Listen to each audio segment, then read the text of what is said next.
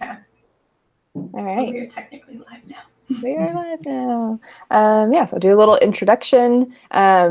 After season 8 of Game of Thrones ended, all three of us were like talking about the things we liked and didn't like, and we were like, we have to do a video about especially like character development and some of the like flaws in the character development.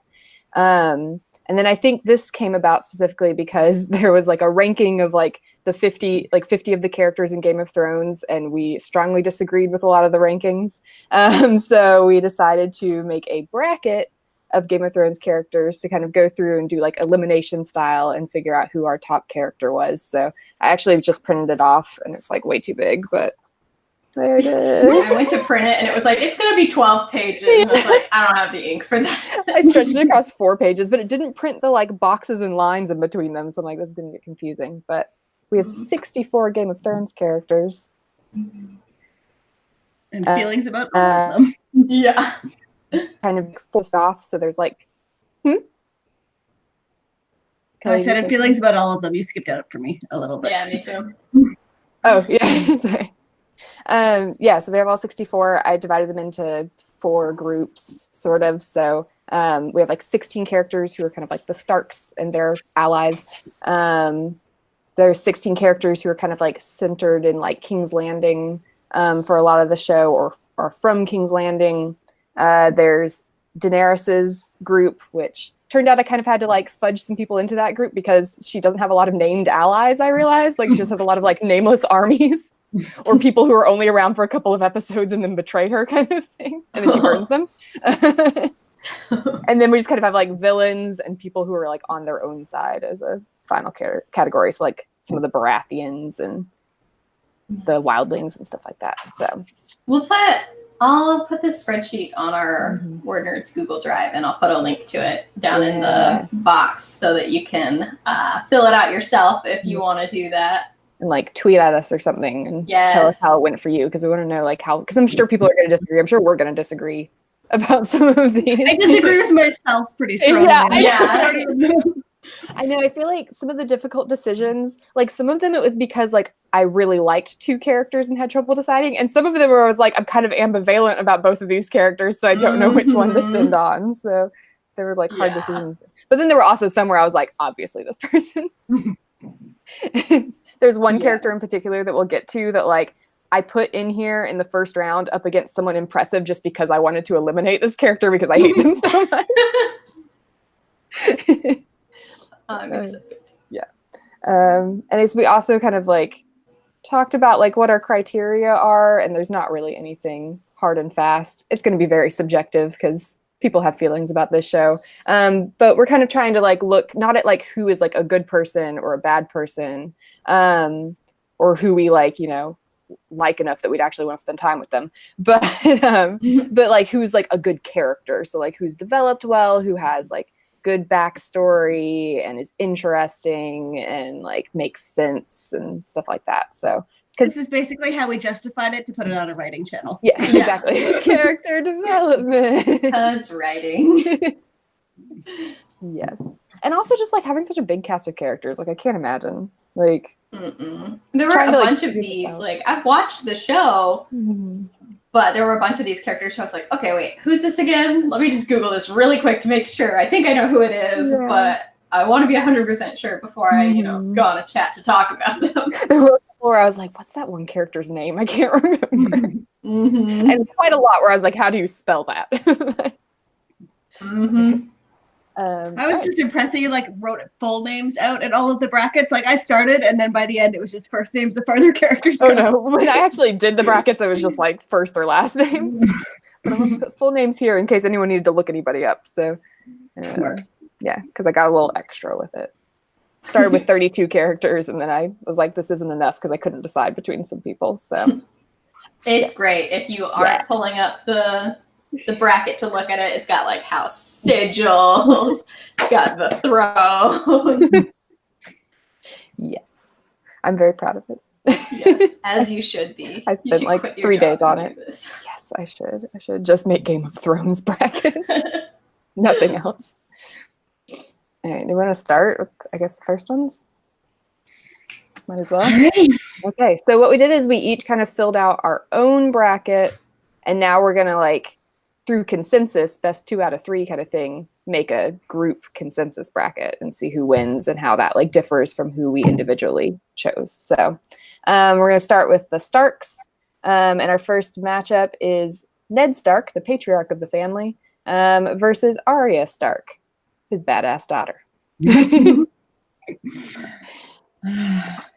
So did anyone give this to Ned or? No. R.I.P. Boromir. Yeah, if he'd been up against like a weaker character, like Rickon, yeah, he could have made it, because like he has really interesting backstory, I think. And like for someone who died so soon, he has like a really big impact on the rest of the story. Sometimes in ways you like didn't expect when you get into later seasons. But yeah. Did you guys see that? Because there was that thing with like the amount of screen time every character had throughout the show, and like despite having died in the first season, like he was pretty substantial through the whole show. And he was a super interesting character, like his honor screwing him over at the end and stuff, like really interesting. Just he didn't last long enough for the epic scope of this show. Yeah, I agree. And I liked the little bit of like the whole like young Ned thing that we were seeing through like Bran's visions, and I kind of wish we'd gotten a little bit more like past where Lyanna died, like him make the decisions he made. I don't know, like just a little bit. It's like one of the few times where I wanted more backstory. Yeah, give me more flashback. Yeah, to Ned making these like difficult decisions. And there's like that moment in like season 1, I think. It might actually be in the book. I can't remember because I'm reading the first book right now. That's another thing, is I think we've mostly just watched the show, so this isn't really going to be based off the books. But I can't remember if it's in the show or not. But like, I think it's Cersei says something to Ned about how like he could have had the throne if he wanted it. But like, and she's kind of like, why didn't you? And so I think he's just like a really interesting character, because he's like that person who like never really wanted power, but also he was trying to like protect Jon too. And so I feel like that's part of why he would have not wanted the throne for himself, was because he wanted to like keep people's attention away from Jon. So, but yeah, so Arya, go first. Done. Perfect. Are you writing this down? I am writing this down. Okay. That's why I printed it. So I was like, I don't want to be going back and forth between screens trying to my little smart. computer. Yeah, but yeah. So wise. Yeah, thank you. Yeah, so I think we all agree Arya is amazing. And I'm sure we'll talk about her more. Baby. Yeah, our little murder baby. She has a great arc. Yeah. All right. And then next we have Jon Snow versus Robb Stark. Did anyone give this to Robb? No. Okay. Be Robb. Sometimes I think he was more interesting than Jon. I liked Robb a lot.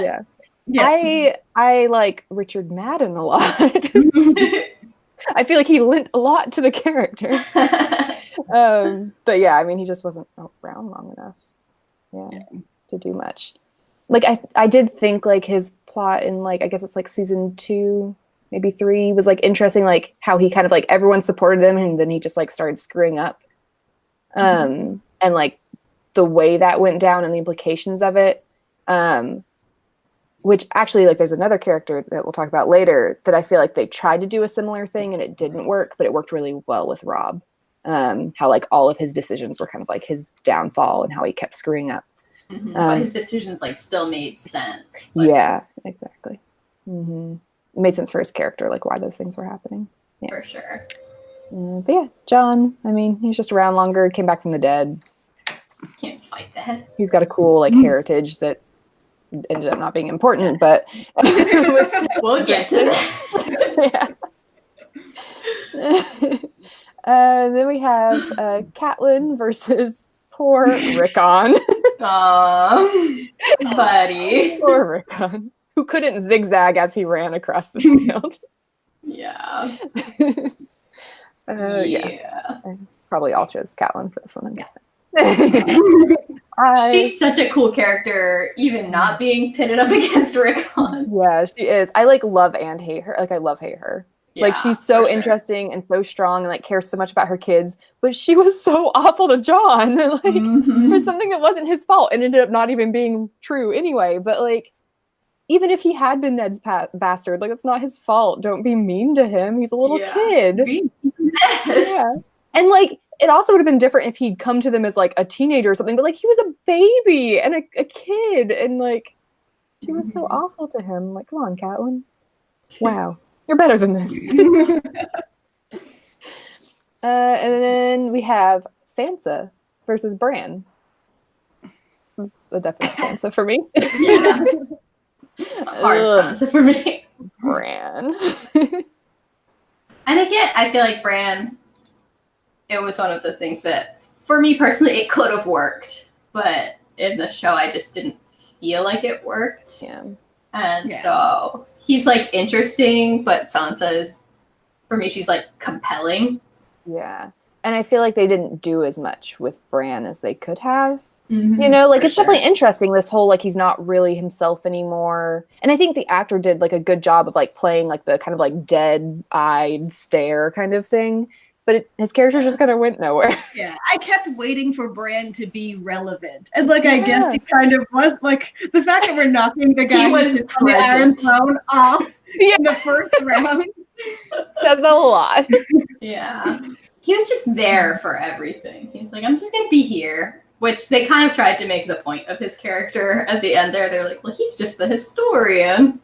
So he's just there. But, I mean, come on. Like, for me, he's kind of summarized by, like, how at the Battle of Winterfell, he was, like, warging into birds, and it didn't matter at all.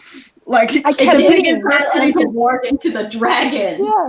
When he was like, I have to go now, I was like, oh, he's going to do something. Like, the entire episode, I was like, we're going to find out at the end that he's been doing something important. And he didn't. Just sitting there watching the battle through a bird. So bad.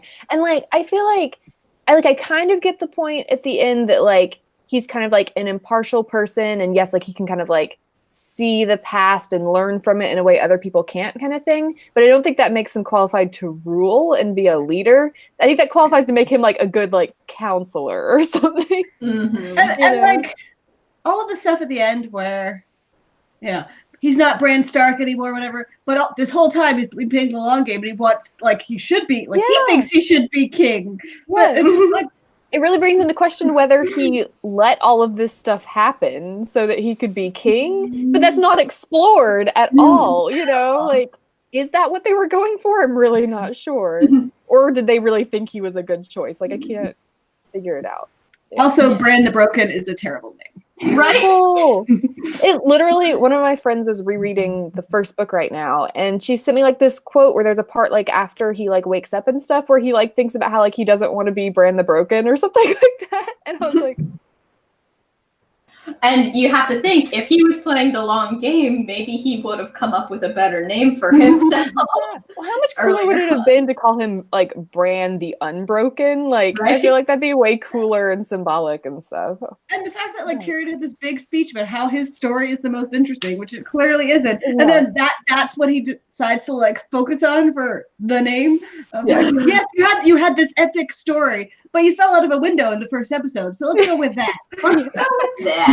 Yeah. And then you spent like half the show like just like up in the north, like seeing some visions. Like, you didn't do anything. Yeah. And like, yeah, I still am very much a supporter of like, I think that they shouldn't have had anyone on the Iron Throne at the end. Like, I think they should have just had like 7 independent like allied kingdoms. And then I think it could have maybe made sense to have him be like this central person that like they can go to for like advice and counsel. But not as a centralized ruler. He's just like a puppet king. He doesn't do anything. Like, yeah.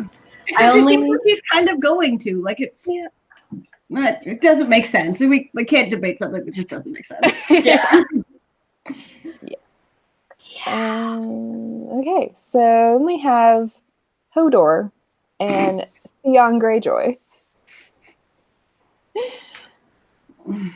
I wish I could give it to Hodor. Yeah, I love Hodor. I like love Hodor, and like his ending was very sad, but also at the same time, he was kind of just Bran's puppet, like for the Three-Eyed Raven's puppet. So he didn't really. Oh yeah, I only wish I could give it to Hodor because I hate Theon. In my bracket, it says ugh. Theon. I just love Theon's like character arc. Like I feel like that was a really good like fall and redemption like arc that he had across all 8 seasons. Like he has like one of the better like arcs, especially for someone who like had a redemption arc. So I agree. Definitely gave it to feel Theon. like his redemption arc was in a lot of ways the same shape that I wanted Jamie's to be. Like, he had fallbacks, and like, yeah, he screwed up a lot, and he kept falling back on the things, the running away and preserving himself. But like in the end, he did the thing. Yeah, like he sold it to me at the very end, but everything between him and Sansa escaping to him dying, where they felt like, okay, Theon's just a good guy now, I was so not here for. Really? Like, no, this is a terrible person. I'm like, I kept wanting him to prove himself. Like, once he got out with Sansa, I was like, okay, well, I really want you to be the good person that you're trying to say that you are. And so I kept just like rooting for him because I wanted to see him do that. Oh, Theon. Yeah, I think he's definitely like one of the characters that like, I don't know, it's very impressive how much it makes you go from like, I hate him so much to like, I kind of want him to be okay. I'm kind of sad that he's dying. Yeah. But also happy, but also sad. Yeah. Okay, and then we have the one that everyone hates me for, and I hate myself for. In the very first round, we have Brienne of Tarth versus the Hound. Honestly, how dare you? But also it's symbolic because that time they fought each other. Oh, man. I chose the Hound for this one, as much as it hurt my heart. I chose Brienne. I love her. I love Brienne so much, but I feel like the Hound has a better, like, he's more interesting and has, like, a more interesting arc, I feel like. Where, like, Brienne is just, like, always, like, I want to be a knight, and she gets to be a knight at the end. Yeah. And you're like, cool. And, like, who she is. Cool. I like her for being who she is. And, like, she didn't have this huge arc because she always kind of knew who she was, and that was great. It just, in the context of this, and I had to pick one. So. Me too. And Megan's outvoted, I'm sorry. I love her. I have her going pretty far, too. Yeah. This is going to change your bracket. There are so few characters out there who just, like, they know who they are immediately. And, like, the battle is just getting everyone else to accept who they are. Yeah. She does have a really cool story. Like, I do really, really enjoy her. And I, like, kind of wish she could have been more of a character than she was, too. And for me, the Hound, like, so much of him is tied up in his brother. And I just don't find his brother that compelling. No. So yeah. For me, like, the Hound has so little of the appeal or interest, or I don't even think about his brother. Like, he's just kind of great on his own, and it felt like a dumb end to go. Anyway, we'll talk about him later. Yeah, I was just watching a video that my husband was showing me last night where it was like talking about like how anticlimactic that fight and the Hound's ending was. Like, and it was like complaining about like when he dies and he just like falls from that tower, how like it's just this like CGI ending that could have been anybody because you like can't see him because it's like from a distance. It was like, cool. Like we've seen this guy come so far and this is it. Yeah. All right. And then next we have Lyanna Mormont versus Gilly, which I actually don't remember who I chose between the two of these. This one was hard because it didn't feel like either of them had a ton of arc. I went with Lyanna just because, like, and I felt like I should go with Gilly, but Gilly didn't do anything or change really. Like, she was just kind of Gilly. I went with Gilly, and Gilly was the one who figured out that John's parents were married. Yeah. Samwell got credit for it, and she found it. But she lucked into it. Like, it wasn't a part of her, like... But she, like, learned to read and everything. For me, Davos got the learn to read character arc points. Yeah. No, and I really did like her a lot in season 1. Obviously, she was, like, or was it season 1? I don't know. All the seasons run together. But when we meet her, and she's, like, had this baby, and she's, like, trying to protect it, and just, like, I found that very interesting as I was watching it, and like really rooting for her. And she's like trying to kind of like make her way in this like foreign land where she doesn't understand anything, and she's like, I'm just gonna go with this random dude because he seems kind of nice, and everyone else here seems like garbage. So I'm gonna take my chances. Like, I feel like she's one of the like purest characters who got like everything she deserved. Yes. And like I love Lyanna, but feel like she's not around a ton, and she's just kind of like super sassy, powerful little girl. And I'm like, that's cool. But yeah, I felt like she was a little, and I hate saying this because I love her, but the reason I went with Gilly was because I felt like she was a little one note. Yeah. And yeah, I love her. Yeah. So it hurt. Yeah, I think for me, I found them both a little one note. So it was a bit of a toss up for me. Yeah. But yeah, I also chose Gilly, so I guess she's the one moving on. And then we have Gilly's lover, Samuel Tarley, versus Sir Davos Seaworth, who also learned how to read. Yeah. So this was the one where I made a choice yesterday while I was doing this bracket, and I struggled to make that choice. And then all day I was like, I should change it. No, I'm not gonna. And then this morning I was like, forget it. I'm changing it. If I've thought about changing it this much, I'm changing it. So I went with Davos. I went with Davos too. Me too. Okay, I didn't think you guys would. I was love ready Davos. to fight for it. Yeah, I love Davos so much. Yeah. Like, and like I like Sam. He's super sweet, but Davos has like a cool story. He was at the beginning who died. I think I froze. You did. We still love you. Yeah, I was just talking about how like I always forget that Davos had a son who died in like season 1 in the Battle of Blackwater. And like for me, what made Davos kind of interesting midway through is that like it felt like Stannis was the main character, but then you realize that it's really more about seeing Stannis from Davos's point of view of like he's the one that's going to carry through. Stannis is just his backstory. Like it's yeah, so for sure. That weird realization of like, oh, you're seeing his origin, and this guy's not gonna make it. Yeah. And I love that and there's like a couple characters like this, but I like him in particular. He's like really this character that was like a nobody. Like he's like from Flea Bottom. He was like a smuggler, all this stuff. And like he ends up like advising these like would-be kings and like is actually like a good man and good at it, unlike some of the other people who are like that. So yeah, I like him a lot. And he cares about the kids. His relationship with Shireen was so sweet when she's like teaching him to read. No. And he is another person who kind of like knows what he's about and kind of sticks to it the whole time. Yeah, that's true. And then we're going to move into our villains and free agents. And our first pair up is two nameless villains, the Night King and the Waif, who was, if you don't remember, she was Arya's nemesis in like the middle seasons, somewhere in the middle of the show. This whole bracket was so hard for me. Like, this is a hard bracket, yeah. And like not in a good way. Of like, I get like these are both tough people, but also I don't feel super strongly about either of them as characters. Yeah. And I feel like they really had personalities, so it was just kind of like, who's more interesting? Yeah, I feel like I'm still kind of like going back and forth on it. Like I feel like out of the two, like I feel like the Night King was the more powerful of the two, although I don't know, he was defeated very easily. But but the Waif, like out of the two, she's the one that I would like most want to know more about. Yeah.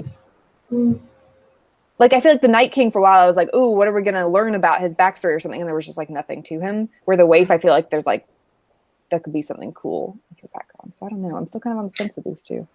Yeah, I went with the Waif because she has a thing she believes in and she had feelings about Arya. Like it just she had slightly more than the nothing the Night King had. Yeah.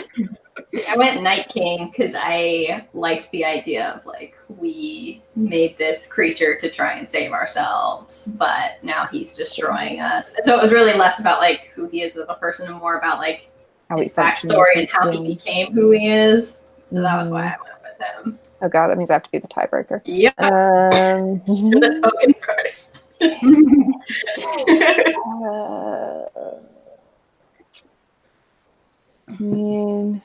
I'm going with the Waif. I support it. Yeah, I just want to know more about her. There's no one in this entire bracket I feel strongly about. Yeah. I like the idea that like even when the Waif is kind of telling you her backstory, you know she's lying about parts of it, but you don't know which parts. Yeah, you never know like what is the truth and what is a lie. All right, next we have the members of the Flayed Man house, which, like, how would anyone ever think they were good guys? Yeah. We have Ramsay Snow/Bolton up against his father, Roose Bolton. Ramsay. Yeah, Ramsay, the biggest sadist in this whole series. I hate him so much, but he's such a good villain. I hate him, but love him as a villain. Yeah. I feel like he was the biggest villain in the whole show. No one was as bad as, or as like diabolical as him. Yeah, I feel like he was the best clear-cut villain. Like, there's some people who are kind of like anti-heroes or anti-villains kind of thing, you know, kind of like shades of gray people, but yeah, he's the best, like, clear villain. You know, and he was interesting of like coming off of Joffrey of like, oh, how could it get worse? And then rewatching it, like, oh, Joffrey's small potatoes. Yeah, Joffrey's a kid. Yeah. Yeah, Ramsay is awful. So awful. But I feel like he played a really good, like, role in the show, a really important role in the show. Yeah. And also, like, his, like, backstory and, like, the reasons. You know, it's, like, kind of, like, there's sort of this reason of, like, he wants to, like, impress his father, make him proud, but also he's, like, a psychopath. Yeah. You know? And that's, like, clear. He's an interesting contrast with Joffrey of like these two people who were born psychopaths, and like one of them is gonna be king and one of them's a bastard, and they still just both kind of suck. Like, it didn't make a difference. Yeah.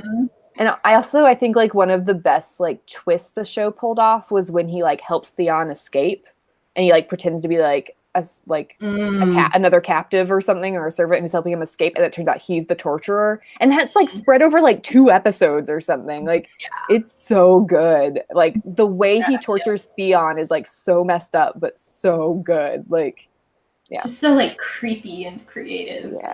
Yeah, they develop him so well in those early seasons.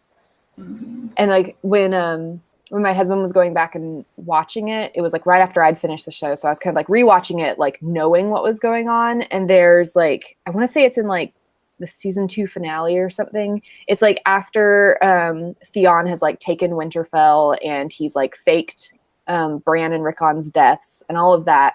And then like Ramsay comes to seize Winterfell. But like, you haven't met Ramsay yet. You've met his dad, but you haven't met him. You've never seen him. You know nothing about him. But he's outside the walls, like laying siege to Winterfell, and like he keeps blowing that horn over and over again, and it's driving Theon crazy. And like Theon, he's like talking about like, oh, this horn. I wish they'd stop this horn. And like, then once you like know Ramsay, you're like, that was so like typical Ramsay. Like, it makes so much sense. So like, intentional. Yeah, it's like even before you meet him, his character is being developed really well. So that was one I was like really passionate about in that like ranking of 50 characters. Is he was like in last place, and I was like, get out of here. They're like, he's so one note, and I was like, psychopaths exist. They're a real thing. Yeah. Anyway. Then we have the super gross lovers, Lysa Arryn versus Peter Baelish Littlefinger. Ugh. They're so gross. I went Baelish. Yeah, same. Oh man, he's like such an interesting character. Yeah. And I just loved his arc and how he got what was his at the end. Yes. And just like how he like connives and was like constantly switching sides, and that ends up being his undoing because people like latch on to him. Yeah, he's so interesting. Yeah. And I just love a smart character, which is what Baelish and Bolton both have going for them, is they're very smart bad guys. And I feel like part of kind of like the last season or two's undoing is the fact that a lot of the really smart, really conniving characters died in seasons 6 and 7. And so like you lost a lot of the like really good like political scheming connivingness, because you lost like him and like Marjorie and Tywin and like Olenna. Like a lot of those schemers were gone by the last couple seasons. Yeah, and they tried to bring it back in with Euron. They're like, he's going to be worse than Ramsay. We'll get to Euron. I've got feelings. All right, and then we have Walder Frey, also known as Mr. Filch. Yes. And freaking Ollie. Hate him. Yeah. I went with Ollie. I went with Ollie too. Yeah, same. Because like he did have like, I feel like he had a really interesting like story of why he was the way he was. Like I totally understood why, as much as I hated him for it, I understood why he was doing things. Same. Yeah. It's like his family dying. But man, I was so mad at him.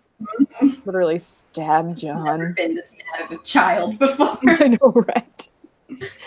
I almost put him up against Shireen Baratheon and was like, the children against each other.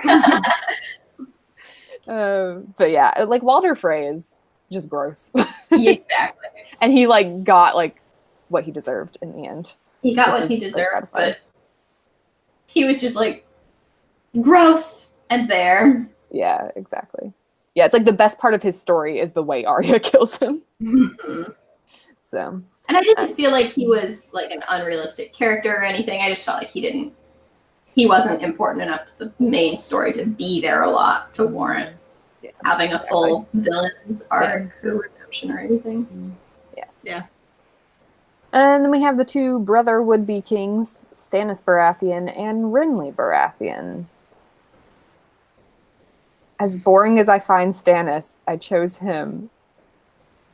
I chose Renly just because I like him. Really? Oh, dang it froze again. You chose Stannis, that's what we heard, and then you went away. Yes, I did choose Stannis. And I chose Renly just because I like him. Just home pinch his cheeks. Yeah. I love Stannis, but yeah. Yeah. I love Renly. Like I like him more. And I wish he could have been around longer. But like Stannis, what I was saying when I froze is that like I feel like Stannis is so boring. Like horribly boring. Like snooze fest. But I feel like it's intentional and like that's really well done. That like they did a really good job of just making him so bland. He's like that boring guy who is in power, you know? Like if you watched the US debates this week, there were a couple guys where it's like, you are so boring. Yeah. Why do you think you deserve to be here? Yeah, it's like in this world of like really dynamic, interesting characters, you have Stannis. Yeah. So like what, like not in the US debate one, but with Stannis of like, because he did deserve to be there, so then that's like, and the Starks were behind him, like when he runs into Jon and whatever, like he had a claim, but he was just yeah. He just was so boring. Yeah. And he maybe would have been an okay king because he was so boring, but like you just don't care about him. And like I think it was very intentional. So yeah, because like Melisandre made him a little more dynamic, not more interesting, but there was more to him there. When a boring guy dates a really hot girl, he must be interesting. Oh my gosh. And then we have Shireen Baratheon versus Lord Commander Mormont. Poor Shireen. Makes me so sad. Yeah, I love her. Yeah, she was amazing. I chose her. I did too. I love Lord Commander Mormont, but it would have been cool to get like more of him and like, I don't know. I mean, like he died, I think, at the right time. And I feel like his like death and his influence is what makes him interesting, like in how it propels Jon's story forward, but as a character himself. I mean, Shireen as a character herself doesn't do much either, but she's that's just why great. This one was tough of like, because she had the same of like her death was a propeller for Davos. Like it was just kind of, they had similar, and like I like them both. I have no bad things to say. I mostly wanted, because I obviously love Shireen and also want to pinch her cheeks, so I wanted it to be the battle of the two people I loved a lot. And so in the next round, it was Shireen versus Renly. I was like, I love more. I definitely designed this bracket, like not just being like, oh, who am I putting against each other in the first round, but like who is likely to go up against each other in the second round. Because I didn't want to like have to eliminate like a super big character like in like round 2, you know, like someone who like maybe should have gone further. So I had to pay attention to that, but some of them are still hard. You did so good. Thank you. Yes, it's great. So then we have two kind of mysterious magical people. Jack and Hagar and Beric Dondarrion, who was the one I had to like look up how to spell his name. Well, both of them actually. I was like, how do I spell these names? I didn't even remember that his name was Jack. I was like, who is this person? And then I saw the picture. I was like, oh, I should have known who this person was. Yes. I chose him. I chose Jaqen. Just Beric. Yeah. I chose Beric too. I love him. This idea of like a person who just keeps dying and being brought back and like trying to find the purpose, and then like the person who's bringing you back dies, so you know this is like your last shot. Is so interesting to me. Cool. Mm-hmm. Yeah. No, it was like a hard decision. I was like, I'm gonna go with Jaqen because he's like mysterious and kills people. It was a very like objective decision. If Jaqen had made like a season 8 comeback to kind of tie things together, I also wish Beric's death had a bit more, not impact, but like dig into why it mattered. Like, yeah, for sure. Yeah. And if we could have like dug in more into like who he was and who he cared, like what he cared about beyond just like the Lord of Light or whatever. But no, like definitely like a really interesting like concept for a character. And yeah, I kept expecting Jaqen H'ghar to show up in like the final season or something. Like there was all the like weirdness in the like Battle of Winterfell where like Melisandre kept saying like Valar Morghulis to people, and it's like, never heard you say this before. Like you serve the Lord of Light, not like the God of Many Faces or whatever, the many-faced God. Like, and she kept saying that, and like at one point my husband was like, is she actually Jaqen H'ghar? That would have been awesome. Yeah. So it would have been cool to see him again. But. All right, so Beric moves on. And then we have our two main wildlings, Ygritte and Tormund, both also redheads. So. Ginger battle. Yeah. Ginger battle. For me. Yeah. I chose Ygritte. I did as well. I like me her too. More. Yeah. I love Tormund, but he's also kind of, he knows who he is. He just is who he is. And he's kind of one note there too. Like he's just kind of there as like comic relief a lot of the time. Like he doesn't have any like goals or objectives. He doesn't have any, you know, like there's nothing. I don't know. He's kind of like Team Wildling. Like he's kind of fighting for the future of his people. It's just, he didn't dig into any of that with him at all. He was just like making jokes and like hitting on Brienne, even though she wasn't interested in him. So but Ygritte, I feel like, was like a little more dynamic because she also like wanted to help her people, but she's like also in love with Jon, and like that conflict for her. And like I think she was legit interesting. Like she didn't have a huge time on the show, but it was really interesting. Yeah. I waited to watch Game of Thrones until several seasons were out because I knew there were years in between seasons, and so I didn't want to have to wait that many years between each thing. And I didn't care that much about spoilers, so like I knew she was going to die, but it was still devastating to watch it when it happened. That's also why I can never remember seasons, because I got a trial of HBO and watched seasons 1 through 5 in 2 weeks. So if I screw up seasons, that is why.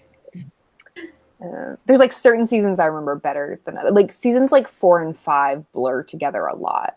And there's like certain things about the show that I remember. Like I know that like Brienne and Jaime's journey is in like season 3 because I care a lot about that. But there's like certain things I know when they happen. But then like some of that stuff in the middle especially gets really blurred together. So. And then we move on to the King's Landing group on the opposite side of the bracket. Be the King's Landing crew. Yeah, the King's Landing crew. Bring to it. And we have Cersei Lannister. I mean, she's Cersei Baratheon, but we all know she'd rather be called Cersei Lannister versus Robert Baratheon, her awful husband. Obviously, I went with Cersei. Yeah.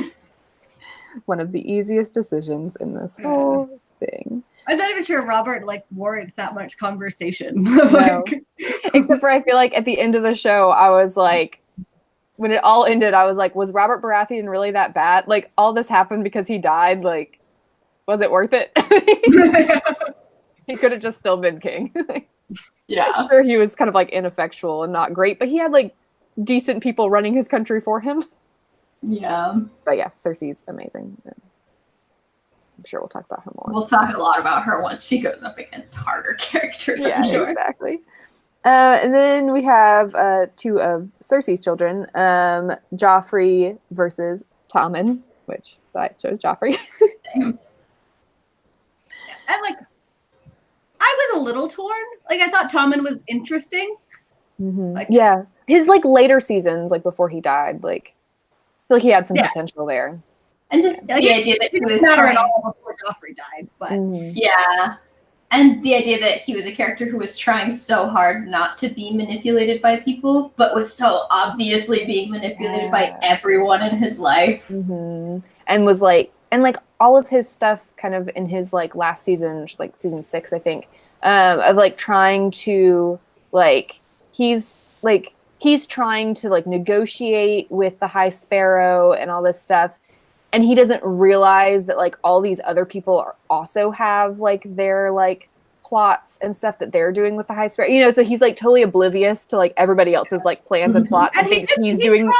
So hard. He thinks he's helping. He's like, I'm gonna go help and like save my mom and my wife, but like they've all got their own plans that like don't involve him because no one brings him in on any of their plans because they all think he's just like this dumb, cute little kid. Which and really, like if he had been older, he might have been like a really good king. And if anyone had ever like prepared him to be king, and like, but everyone just kind of like disregarded him and was like, oh, he's like Cersei's basically like my son's just kind of a puppet for me, you know. But like if anyone had ever actually tried to make him like a real king, and I think he resonated for me in some of the same ways that I'm sure we'll dig in later with Sansa. Of like, it was a well-written young character. Like I understood why he acted the way he did, being as young as he was. Like he was just a well-written teenager of like they're all kind of idiots.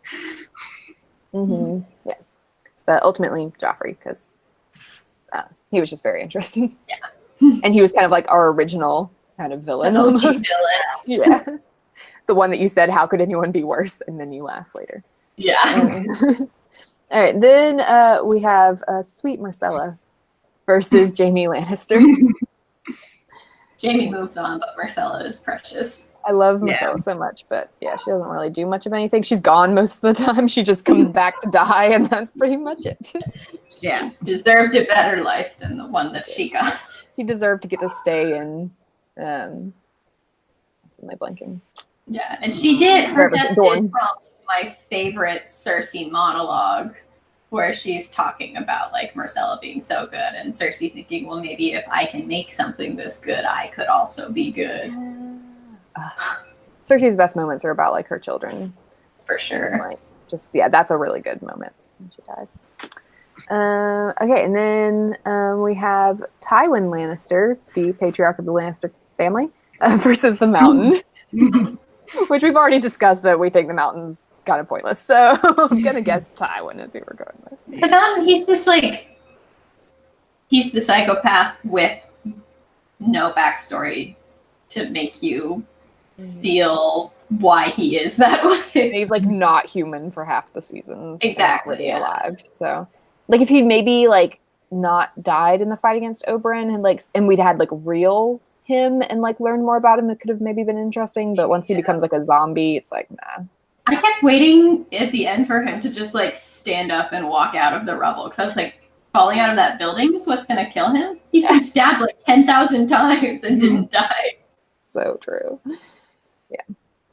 And then so this is my favorite matchup and the one that just brought me a lot of joy. Marjorie Tyrell versus Euron Greyjoy. I hate Euron Greyjoy so much. And not in a like, he's a really great character and I hate him, but in a he's an awful character and I hate him. He was screwed up at every turn. Like, I have some sense of what he was supposed to be in the books, and it's just, no. So pointless in the show. So pointless. Like, he's what I feel like some people have accused Ramsay of being, like this very one-note villain who's like, his motivations don't make sense. He's just like, I want power and to sleep with Cersei Lannister, like, or to sleep with a queen, like, you know, like, oh man, he's just, ugh. Yeah, and he's given credit for being so much smarter than he is. They're like, he is brilliant, he's going to be so evil, but then it's like, he stands no on a page of his arc was he written that like that. Yeah, and I don't understand how he accomplished the things he accomplished. Like shooting a dragon out of the air and killing Jaime Lannister. Like the fact that they chose him to be the one to kill Jaime Lannister. Him and a rock. I give the credit to the rock. To the rock, yeah. I'm so annoyed about that whole, like that sword fight between the two of them on the beach. Is like, nobody asked for this. Yeah. Nobody wanted to see the two of them fight. Like, I did ask. Jaime to just kill him and then just keep stabbing him. Keep going. Yeah. Cut off his head. Yeah, just for good measure. The same video I was talking about that was like complaining about how like the Hound, like his death is just like this like CGI character falling from a tower. Right afterwards, they're like, but the one character who actually gets like a final line and like a shot of their face as they die is Euron Greyjoy. Like laying there being like, oh, I killed Jaime Lannister. No, you didn't. A rock did. You would have, but the rock got to it first. I also just have a lot of questions about like how it was going to be believable that Cersei's baby was his, because like I feel like a lot of time passed between like Jaime getting her pregnant, Jaime leaving, and then her telling and then her sleeping with Euron. I'm like, it has to have been like a month or two. Couple months. Yeah. Well, and after the world's worst episode, when Missandei dies, and Tyrion actually like knows that she's pregnant, and Euron just never clues in that how would this guy know if it's mine? But he's smart. Such a good fighter. So good. Maybe should have wiped the floor with him, even wounded. Mm-hmm.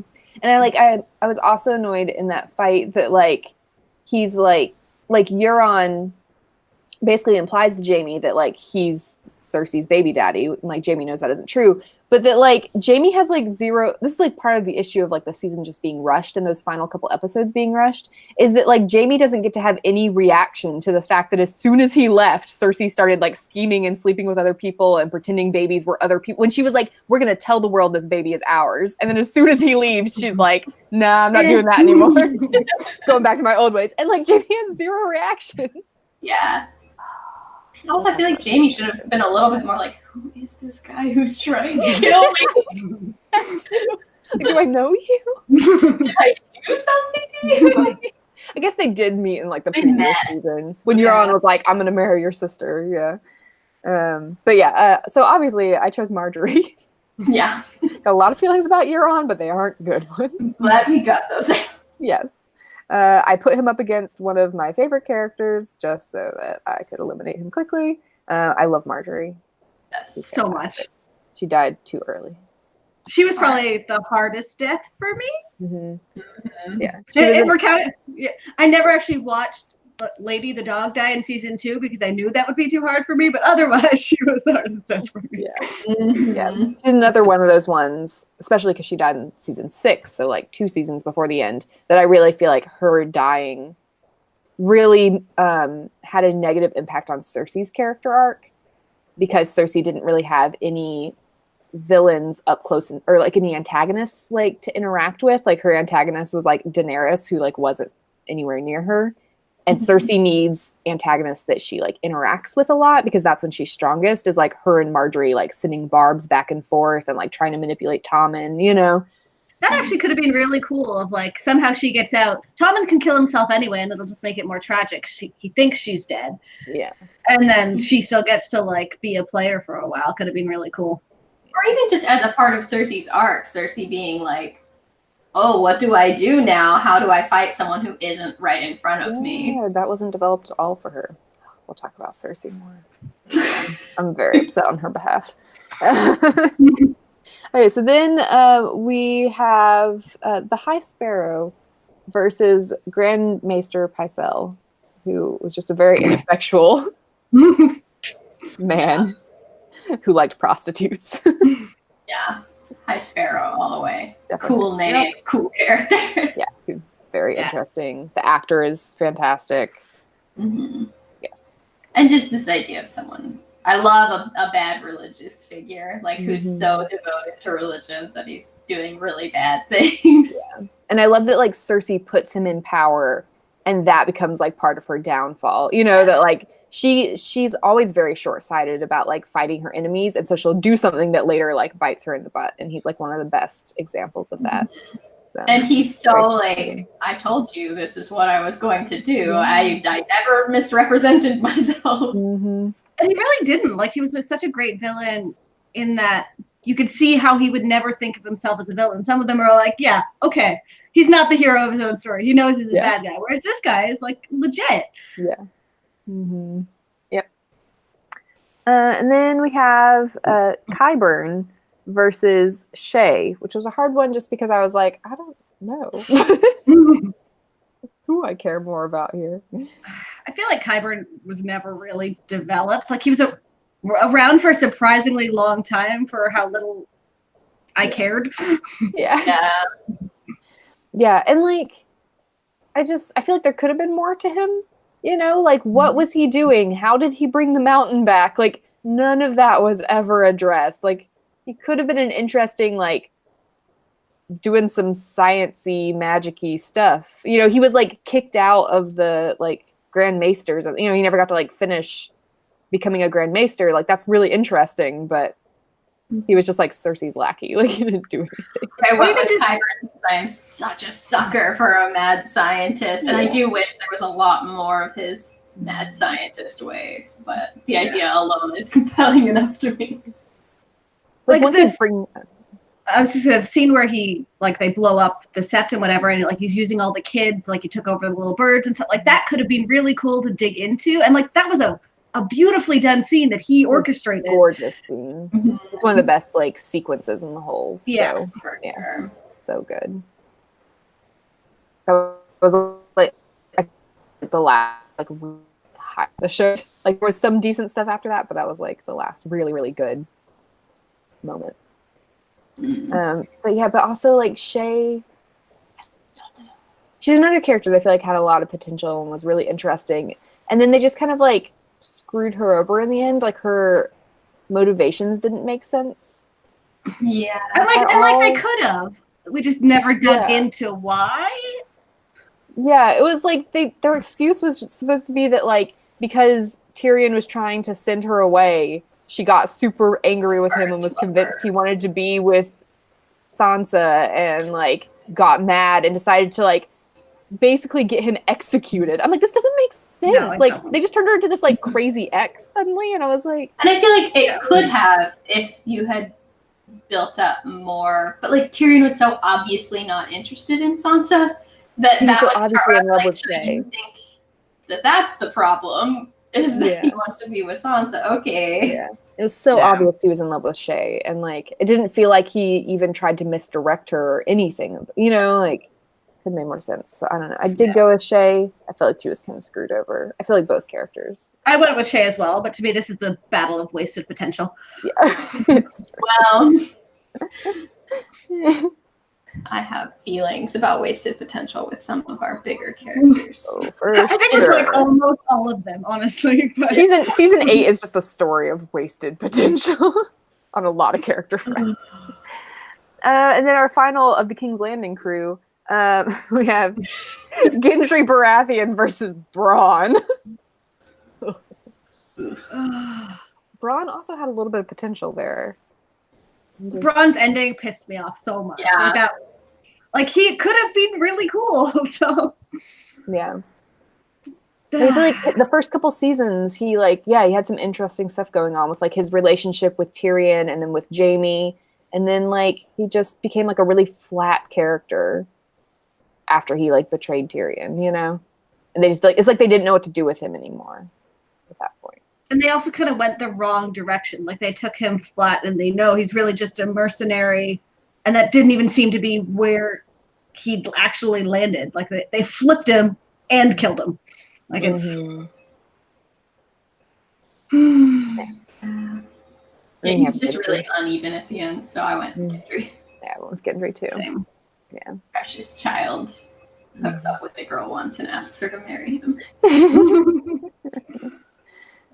And I like that he just like I feel like he has like kind of one of the quietest endings of the characters besides maybe Sam and Gilly, where like he gets to like take the Baratheon name and have like their house because the rest of them are dead. And like he's probably gonna marry some like lady, but always gonna think about Arya. And like even like in earlier seasons, his relationship with Arya was just so nice. Like you could see how he was important to her story. Like he was not super interesting, but I loved him anyway. Yeah. And I do love when they make the joke, because like we see him, it's like maybe season like 4 or something, where like Davos helps him escape from Melisandre, and like he like rows away on the boat, and then the next time Davos sees him, he's like, I was wondering if you were still like rowing around a boat all this time or something, because that was like what fans were joking about. Like Gendry's just out on the water like rowing for like 3 seasons. This is fine. Everything's fine. I do really hate the haircut they gave him when he came back. Yeah. I like had forgotten like how cute he was earlier. Like I saw a picture when I was like making this of like him in the earlier seasons, and I was like, wow, he looks a lot better with hair. Although honestly, in the earlier seasons when I was watching them back to back to back, I had a very hard time telling the difference between him and Podrick. They might as well have been the same person. I was like, I thought he was with Brienne. I was really sad that I couldn't fit Podrick on this bracket, because I love Podrick so much. I just sent Podrick all the way to the end. He should have been king. I love him. Yes. I love Pod so much. And I was so prepared to like watch him die and be devastated. I know. Same. The best. And I like that he's like there being a part of the like Kingsguard with Brienne at the end, and he's a knight now, and it's like, yes, what he deserves. Podrick has the purest soul out of all of them. Mm-hmm. I love him.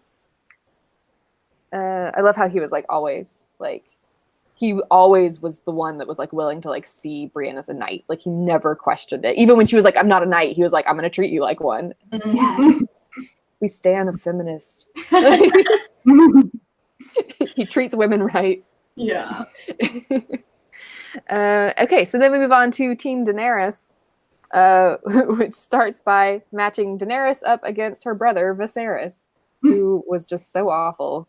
And God, he had a great death, though. such a satisfying death. Favorite deaths of the whole series. Good. I always forget how early it happens. Like I know that Khal Drogo dies at the end of season 1, so Viserys always has to die before that. But I always think that he was around longer, because even in like the half a season he was there, he was just like so annoying that it feels like he was around for longer. Mm-hmm. Oh, he was so annoying. I hate him so much. Yeah. Pit it up against any other character, he might have advanced for me, but obviously Dany. Yeah. Just because he died so early, but he's definitely like really interesting. Like the guy who's been told all his life by like all these like rich people that he like should be king, and he believes them. You know, like how willing he was to believe that he had all these supporters back home and stuff. Yeah, for sure. And oh my god, that death! What an aesthetic! So good. So gross, but so satisfying. Yes. Then we have 2 of Daenerys's lovers, Khal Drogo versus Dario Naharis. I didn't put his last name on here. Wow, I was disappointed in myself. Dario Naharis. I know it though. I feel like they say his full name so many times. This is hard because I feel like both of them were just kind of like. This was not hard for me. Dario all the way. Yeah. I don't. Khal Drogo was interesting sometimes, but also I just felt like it's like, see, he respects Dany now. Yeah. Yeah. It's like, does he? Didn't he rape her? Like, yeah, exactly. Yeah. I do like Dario more, and I'm like still kind of upset that they just kind of like dropped his plot line. Like Dany was like, stay behind and like keep Marine running, and then like she just never mentions him again. And I love the idea of like this guy who has obviously fallen for Dany, and he's really interesting with like his morals or whatever, and then like he must have known that she was going to do that to him eventually, and so I would have loved to dig into that a little bit more after the fact. Yeah. Poor Dario. But I still love him. Yeah, for sure. I also am like annoyed about how like she was like, I have to leave you behind because when I get to Westeros, I need to like form marriage alliances, and so I can't have like my lover around. And then she gets there and like never mentions trying to make a marriage alliance with anyone. Yeah. I never mentioned that again. It was just like a great breakup excuse. Yeah. Like, oh, I have to make an alliance. I need you to run the city for me while I'm gone. Even though I don't care about Marine, I'm just going to Westeros. I'm never coming back. Yeah. The But yeah, definitely with myself. No one can have this but me.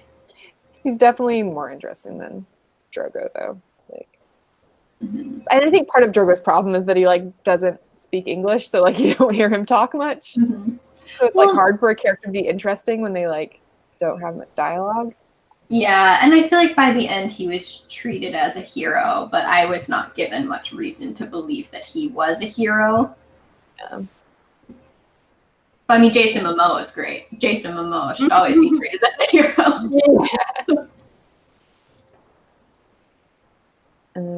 Yeah. And then, sorry, I'm looking at my original graphics. I keep forgetting who I did at this point. Then we have Jorah versus Missandei. Two of the people who supported Dany the most. The choice is clear here, though, right? I chose Jorah. I thought he was very interesting. No! I love Missandei, but I don't know. I just knocked over my speaker in rage.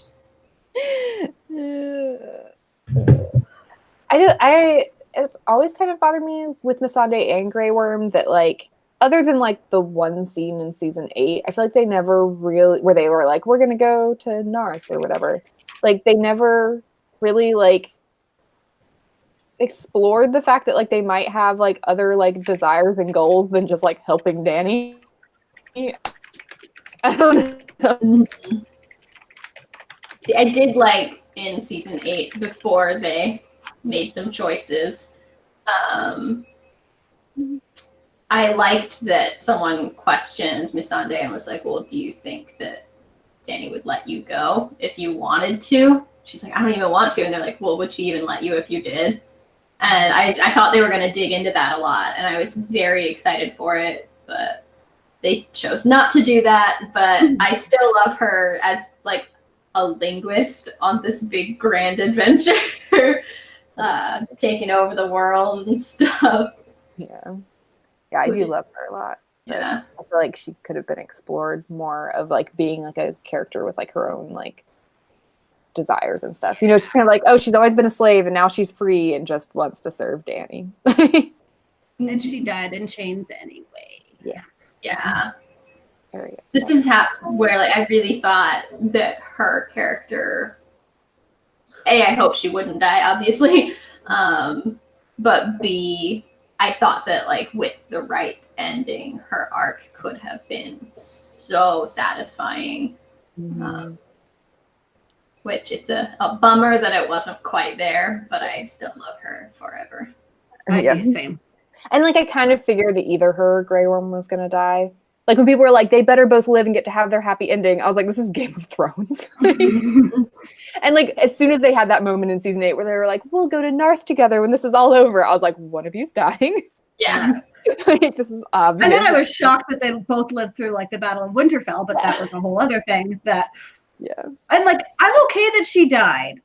I wish she'd have like died in the crypts at Winterfell instead. Like the ship capture thing was so rushed and weird. But I don't know. I'm not even really okay that she died when you have that few people of color in a show. Yeah. That's more of an issue than not having more people of color.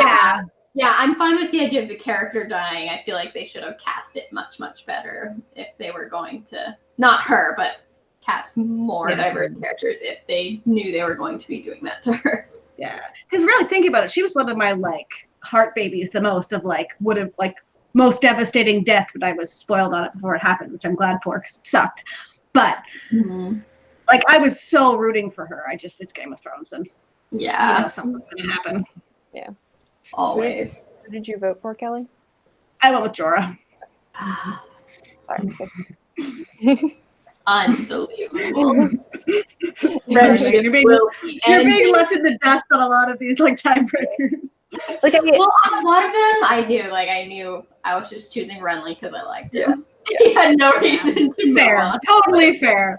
Someday, never forget.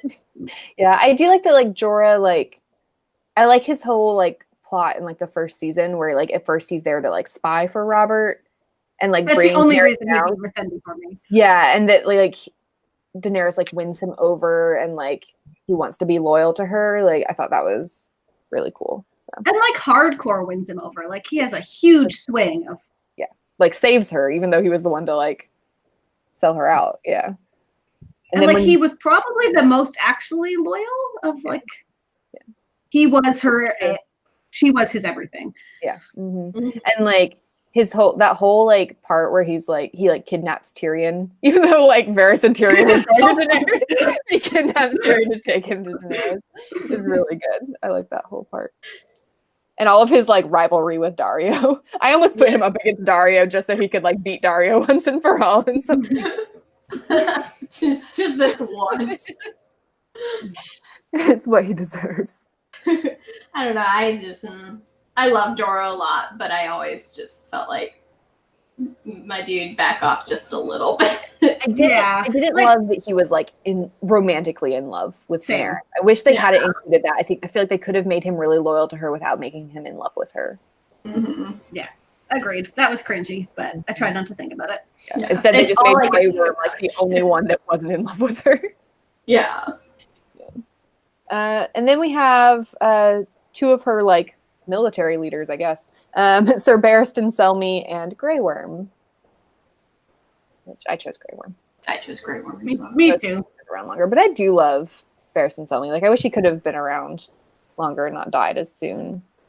I liked him in theory. Like going into the rewatch, I barely remembered that he mattered. Like, and it was cool that he like left King's Landing and ended. Like that was very cool. But he just rewatching it, I was like, oh yeah, he did do all of that. I actually, and we might get into this more when Daenerys goes up against harder people. Like the first time I watched the show, I like would zone out during a lot of Daenerys' scenes. Like a lot of her parts, I was like, this is boring. So yeah, but I do. He's cool, but definitely a great one. Yeah. And then we have Tyrion versus Varys. For two latecomer advisors who betrayed her. Which was one of the harder ones just because they're both such like big influential characters. I honestly didn't think it would be as hard for me as it turned out to be. Yeah. Tyrion in general. Eventually give it to Tyrion, but I gave it to Tyrion. Tyrion in this whole bracket was hard because of the wild swing in like his character being a really good character and a meh character. Later in the show, but I did give it to Tyrion because I felt like overall he was slightly better character than Varys. And Varys is falling flat at the end also of like he was so let down and underutilized at the end of like his he was death the last is so anticlimactic. Like he could have made it all more interesting. Have you seen the video of the actor when he like reads it at the same reading and just sets it down? So good. Yes. The whole video of them like reading the script is great. Yeah. We have surprisingly one of the best ones next, and that's Drogon versus Melisandre. And I chose Drogon. I went Melisandre. Me too. I love that you couldn't fit Pod, but the dragon got a character. The dragon got it. Danny didn't have enough allies. That was literally Danny did not have enough allies, and I was like, you know what? I'm putting in her most loyal dragon. But I can accept Melisandre because she is a really cool character. Yeah. That I would love to like know more about. And her like ups and downs through the show of like having to reevaluate her beliefs and everything. Yes. Really cool. I am a huge fan of an arc like that. Yeah. And I felt like in general her arc was well done. Like all the way to the end, I was on board with her arc. Mm-hmm. Yep. Which didn't happen much. Yep. So then we have Olenna Tyrell versus Yara Greyjoy, which was a clear Olenna for me. Yes. Oh yeah. Oh, Olenna, so great. Like Olenna's she was just a fantastic character. I'll go ahead and say Olenna makes it pretty far in my bracket. Yeah. Me too, I think. Yeah, me too. I feel like Yara had a lot of potential, but then in the last season, a ton of it was squandered. Yeah. because there were just so many players on the board, and not so enough episodes. And I almost would have rather they just didn't bring her back in the last season than to bring her back the way that they did and have her just like sign on not to be independent anymore. Yeah, it made no sense. It makes no sense that Sansa is like, the North wants to be independent, and they're like, okay. Bye. Yeah, and Yara's like, cool. And Yara's not like, yeah, we want to be like, she's been fighting for her independence. That was her agreement with Dany, was that they would get their independence. Like, doesn't make sense. Yeah. Everything with the Iron Islands was underdeveloped for me. Like, it could have made Theon way more interesting if everything over there was actually treated like a whole player on its own, and it just kind of wasn't. Yeah. And then we have another set of lovers. Ilaria Sand and Oberyn Martell. Which, this is one where I put Oberyn on Team Daenerys, even though he never met her, just because I figured he'd want to be with Ilaria. So. Yeah. I love both of them so much, but I went Ilaria. Me too. I did too, but Oberyn was another one of my heart babies. So yes. I do love Oberyn, but I love Ilaria's like scheming and stuff. Although I'm still annoyed, even though I haven't read the later books, like I know that in the books, like her and the Sand Snakes, their whole thing is that like in Dorne, women have like as much of a right to inherit as men do. So like it just goes through like the line of succession. It doesn't skip over the girls. And so like her and the Sand Snakes, their thing is that they think when Joffrey dies that Myrcella should be the ruler because she's older than Tommen. So cool. Yeah, and so like they're trying to get her on the throne, not trying to murder her for things that have nothing to do with her. Yeah. Instead of murdering her for things that aren't her fault. Yeah. I do think that, like, while I liked Ilaria, I think eventually she was just ruined. Like, she got annoying and weird. Like, her motivations just were off for me. But that would have been so cool. Yeah. Mm-hmm. That would have been cool. So cool. Yeah. Once I found that out, I was like, what? And, like, there was, like, even looking at, like, scaling down the books to the show, there was no reason not to do that. Like, to go with what they did with the Sand Snakes instead. There was no reason to make that choice. Mm-hmm. All right, so now we're on to our second round, finally, like an hour in. So we're down to 32 characters now. How many people are actually going to watch this? Nobody. So going back to the Starks, we now have Arya versus Jon. I chose Arya. Arya. I love Jon. Yeah, I love my little sad boy Jon. Yeah. I don't know.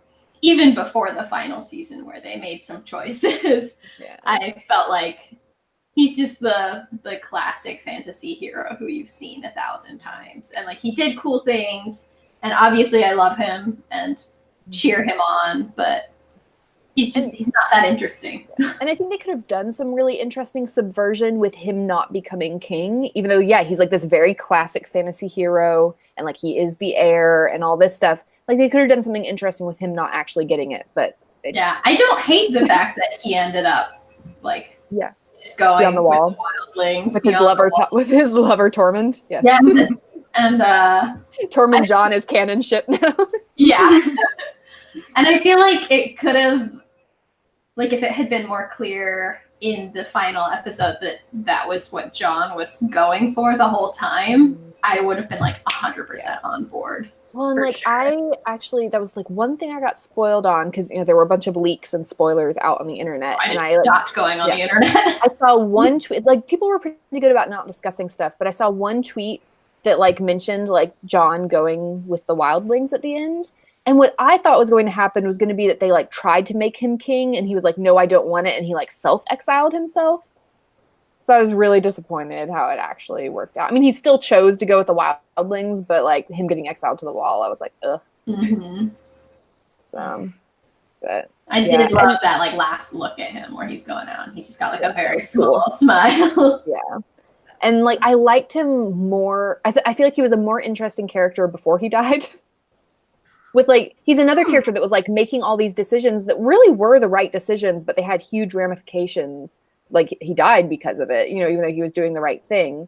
But like after his death, especially once he met Dany and stuff, he just became this character who just said like, she's my queen over and over again in season 8. And that was For me, like middle John though, right after he came back was probably the most interesting. Of like he left the Night's Watch because he died. That was really that part cool. was cool. Like, yeah, I stayed till I died. I'm good now. Like, that was the most interesting John moment for me. Yeah, that's true. I guess I did like him pretty much up until season 8. He was still pretty interesting. Because I also liked once he took Winterfell and became king in the North and stuff, that he once again was like making these decisions that were the right decisions, but people were mad at him again, you know? Like, like he was always like Ned. He was like the person who was like doing the right thing, but like it would never work out for him because like people wanted other things from him. Yeah, and like in that era, having like what he thought was right versus what Sansa thought was right, and being able to see both sides was really interesting. Of like they were a great team that didn't listen to each other that well, but like they both kind of had the right idea. Like that was more interesting to me. And I liked looking at kind of the effect that Ned had on him with that like code of honor of like I pledge myself to Daenerys and I'm not going anywhere now. But I wish we had taken a little bit more time to get to that point to see what his motivations were for turning on that code of honor with her, aside from, you know, making out. Yeah. And yeah, he was just, season 8 did him so dirty. Have you seen the video that someone edited that was where he's like, she is, and it zooms in on his face, my queen. So there was a tweet going around. It was like, she is, and then it was like a ton of like dot dots. Like you had to scroll for forever, and it was my queen. There's also one where he says, she is my queen, but like, I don't even think it has the text at all, but it's just him and Daenerys, but superimposed over her face is Lightning McQueen. The memes were the best part of season 8. So. Yes, for sure. Yeah. The memes are the true winner of this bracket. Seriously. And like, I'll like always be upset that like they never gave John the chance to react to learning about his parentage. Like that, like he they like never that gave was anyone the chance to react to it. That too.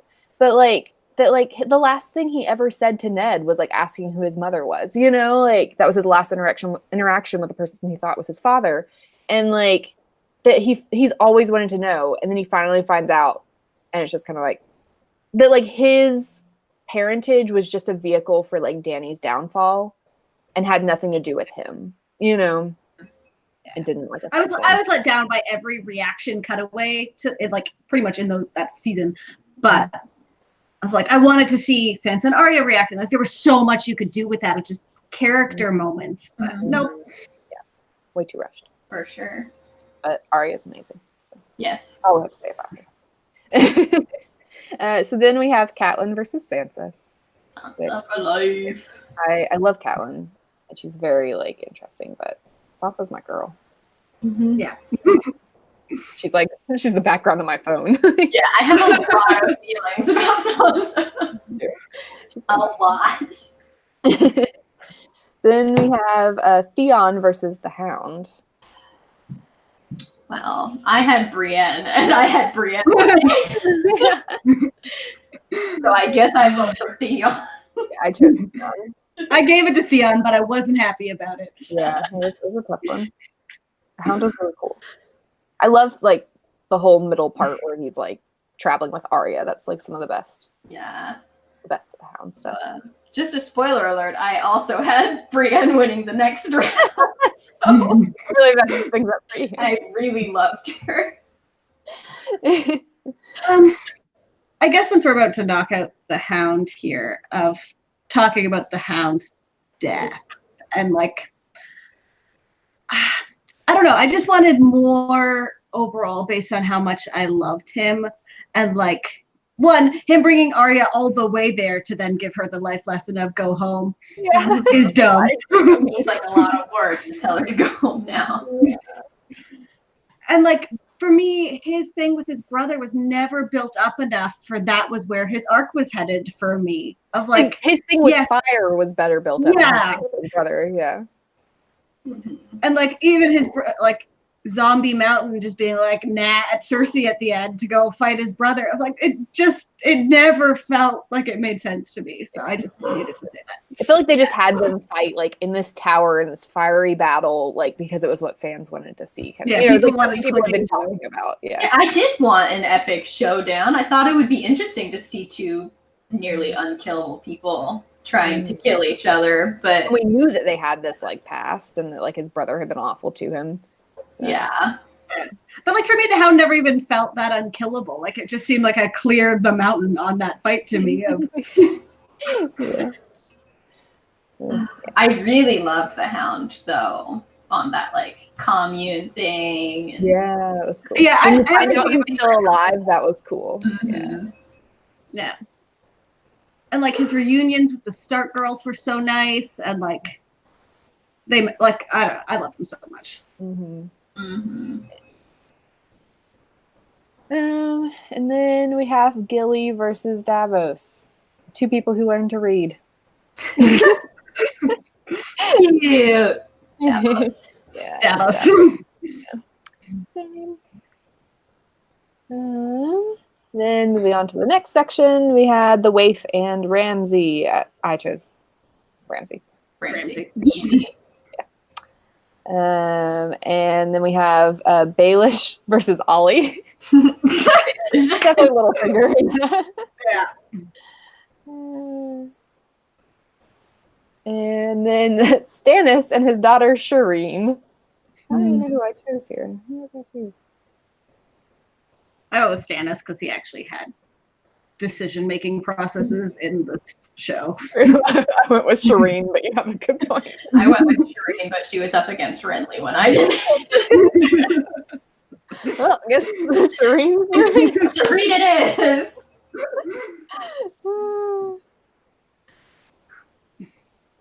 I always like thought we were going to get more about this whole like fact that like got from these, and then it was just kind of like. And then Jorah was cured from it too, and you're like, okay, so this isn't as bad as we thought. Yeah. And then we have Beric and Ygritte. This one was tough. Kellie just went like, Did we lose Kellie? I cut out for a second, but yes, Ygritte. Yeah, Ygritte. Yeah, me too. Well, I didn't even have Beric make it this far, as much as I like him. But. And then Cersei versus Joffrey. Cersei. Cersei. Joffrey was great. Yeah. I feel like he was in the series for the perfect amount of time. Yeah, exactly. And I feel like he was like great at the time and like, you know, like this really awful person. But then when you like look at him in the big picture of the show, you're just kind of like, nah. He was just like this like sadistic kid, you know? Which kind of makes him cool on his own. Of like you thought, like he was giving me like Umbridge levels of hate, and like he was so well done, and then he was just small, like he was just a kid. Like it's in the big picture. He didn't have any real power. Like his family had the power, not like it was interesting. Yeah, this like one thing this show did a good job of in early seasons was that like in the early seasons there were so many characters that you thought were like so significant that like in the big picture weren't really, and it was well done, unlike some of the stuff that happened in the later seasons where things weren't as significant as you thought they'd be. But it's done really, like, you know, like Ned dying at the end of season 1, like you're like, wait, people thought he was going to be the hero, you know? Yeah, I felt like it was, not even the finale of season 1, which was so cool. Yeah, yeah, so good. I felt like just generally it was a really good, like, what's that effect in writing? I don't know the name of it, but where you like start in really small and then you kind of like pan out to the rest of the scene, and it just creates this feeling of like, oh, I don't even know what I've gotten myself into. Yeah. And you could almost argue though that like being good at subverting expectations is what killed the writing later. Of like they really liked being good at subverting expectations, and then they got not good at it because they were like too focused on it. Yeah. They like kind of, I feel like they kind of like lost the picture and like lost the point of subverting expectations and just did things that were like shocking but didn't make sense or like didn't have good payoff. You know, where before they would subvert expectations and the payoff was really good. And I'm sure it's hard. I would not want to be the one trying to come up with like how to keep subverting expectations when you have done that so much already. How do you surprise people when you've done so many surprising things? Yeah. And I think like there comes a point where you also, as like a writer, have to realize that you don't always have to subvert expectations and be surprising. That like, because like, and that was like one thing I was like watching or something where someone was like, yeah, like an ending that is subversive doesn't automatically mean an ending that is good or makes sense. You know, like. Yeah. I'd say the ending is where you least want to roll the dice on that. Of like, and like, and yeah, it's also hard that there was years where we could wait for the final season, so the audience guessed like the internet guessed every possible permutation. It's easier to like surprise people in early seasons when you don't know what to expect from the show, but by season 8 you know how the show works, you know, like so like it's not going to be as easy to pull off something. So like to make something surprising, you just have to do something that doesn't make sense almost, you know, like that video of Gwendolyn Christie talking about like guessing what the ending would be, and she asked Bran and Nikolai was like, that doesn't make any sense, and she was like, well, don't you think they would just go with something that doesn't make sense? And he was like, no, that doesn't make sense.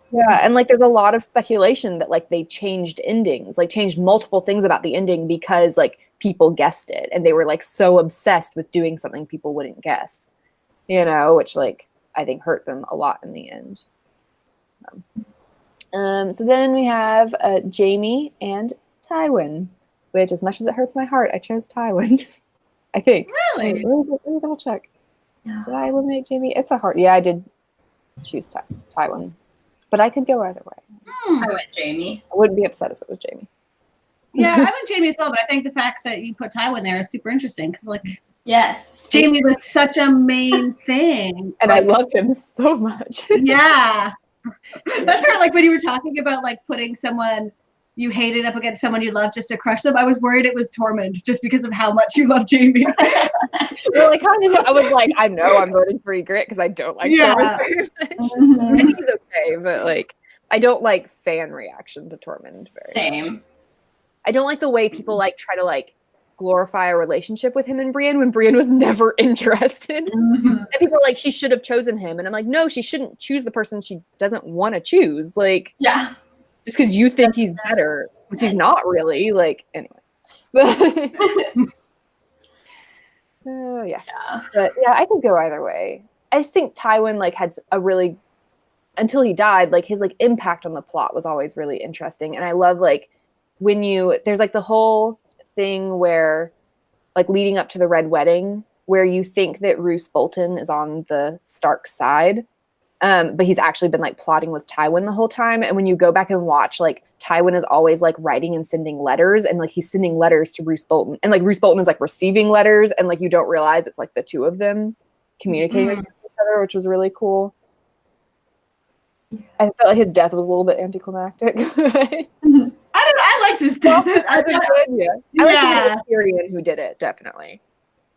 And because he had this, and I guess you could take that to his children as well eventually, like, they had such this, like, meh death for so, like, there's where you did it well, of, like, this epic guy was pulling all the strings, dies on the toilet.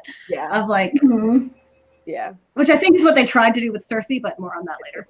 And I love that, like, Tyrion, who so rarely gets his hands dirty, made a much more gruesome death happen. And I definitely think that Tywin beating Jamie, like, is definitely because Jamie is tainted by the final season for me a lot. Like, I love him so much, and I feel like they just really, really didn't understand his character in the end, and kind of like forgot where they were going with. I feel like they had a plan for him that maybe would have made sense early on when they were making their plans, but didn't make sense by the time they got to it. And Megan and I were talking about this a little before you logged on, of, like, having to make our decisions based on what the show actually did, not just what we think it should be in our heads. It's so kind of what I've made it up to be in my head sometimes. He had 7 seasons of really good character development, which is why I'm like, maybe I am leaning more towards him, because those 7 seasons of such amazing character development, and then, like, nothing made in season 8. Honestly, it's like, go ahead. Go ahead. Okay. It was a pretty typical fantasy character, but it was still just like they still made it interesting. Like it wasn't like he was just kind of going from this sheltered world of being the golden boy, pretty much literally, and like to seeing the rest of the world and having his hand chopped off and like also good. Yeah. And I feel like he's so often not what people in the show and as viewers expect him to be. Because like, I mean, one of the greatest scenes in the entire like series is the scene in season 3 in the bath where he like explains why he killed the Mad King. And like and he's let people believe all these years that he's just like this Kingslayer and that he like killed the person he was sworn to protect and that he just like did it because his family was coming to take King's Landing, you know, when really he did it to save everybody. And like he's never tried to let people know. He's just let people think what they want to think about him because he doesn't really care what people think about him. Is like some of like, it's like his best acting. It's like one of the best scenes in the show. For sure. And I feel like for me personally, I wouldn't hate it if he like backslid and like the end of his character arc was a tragedy that he like went back and died before he could complete the full final stages of the redemption arc.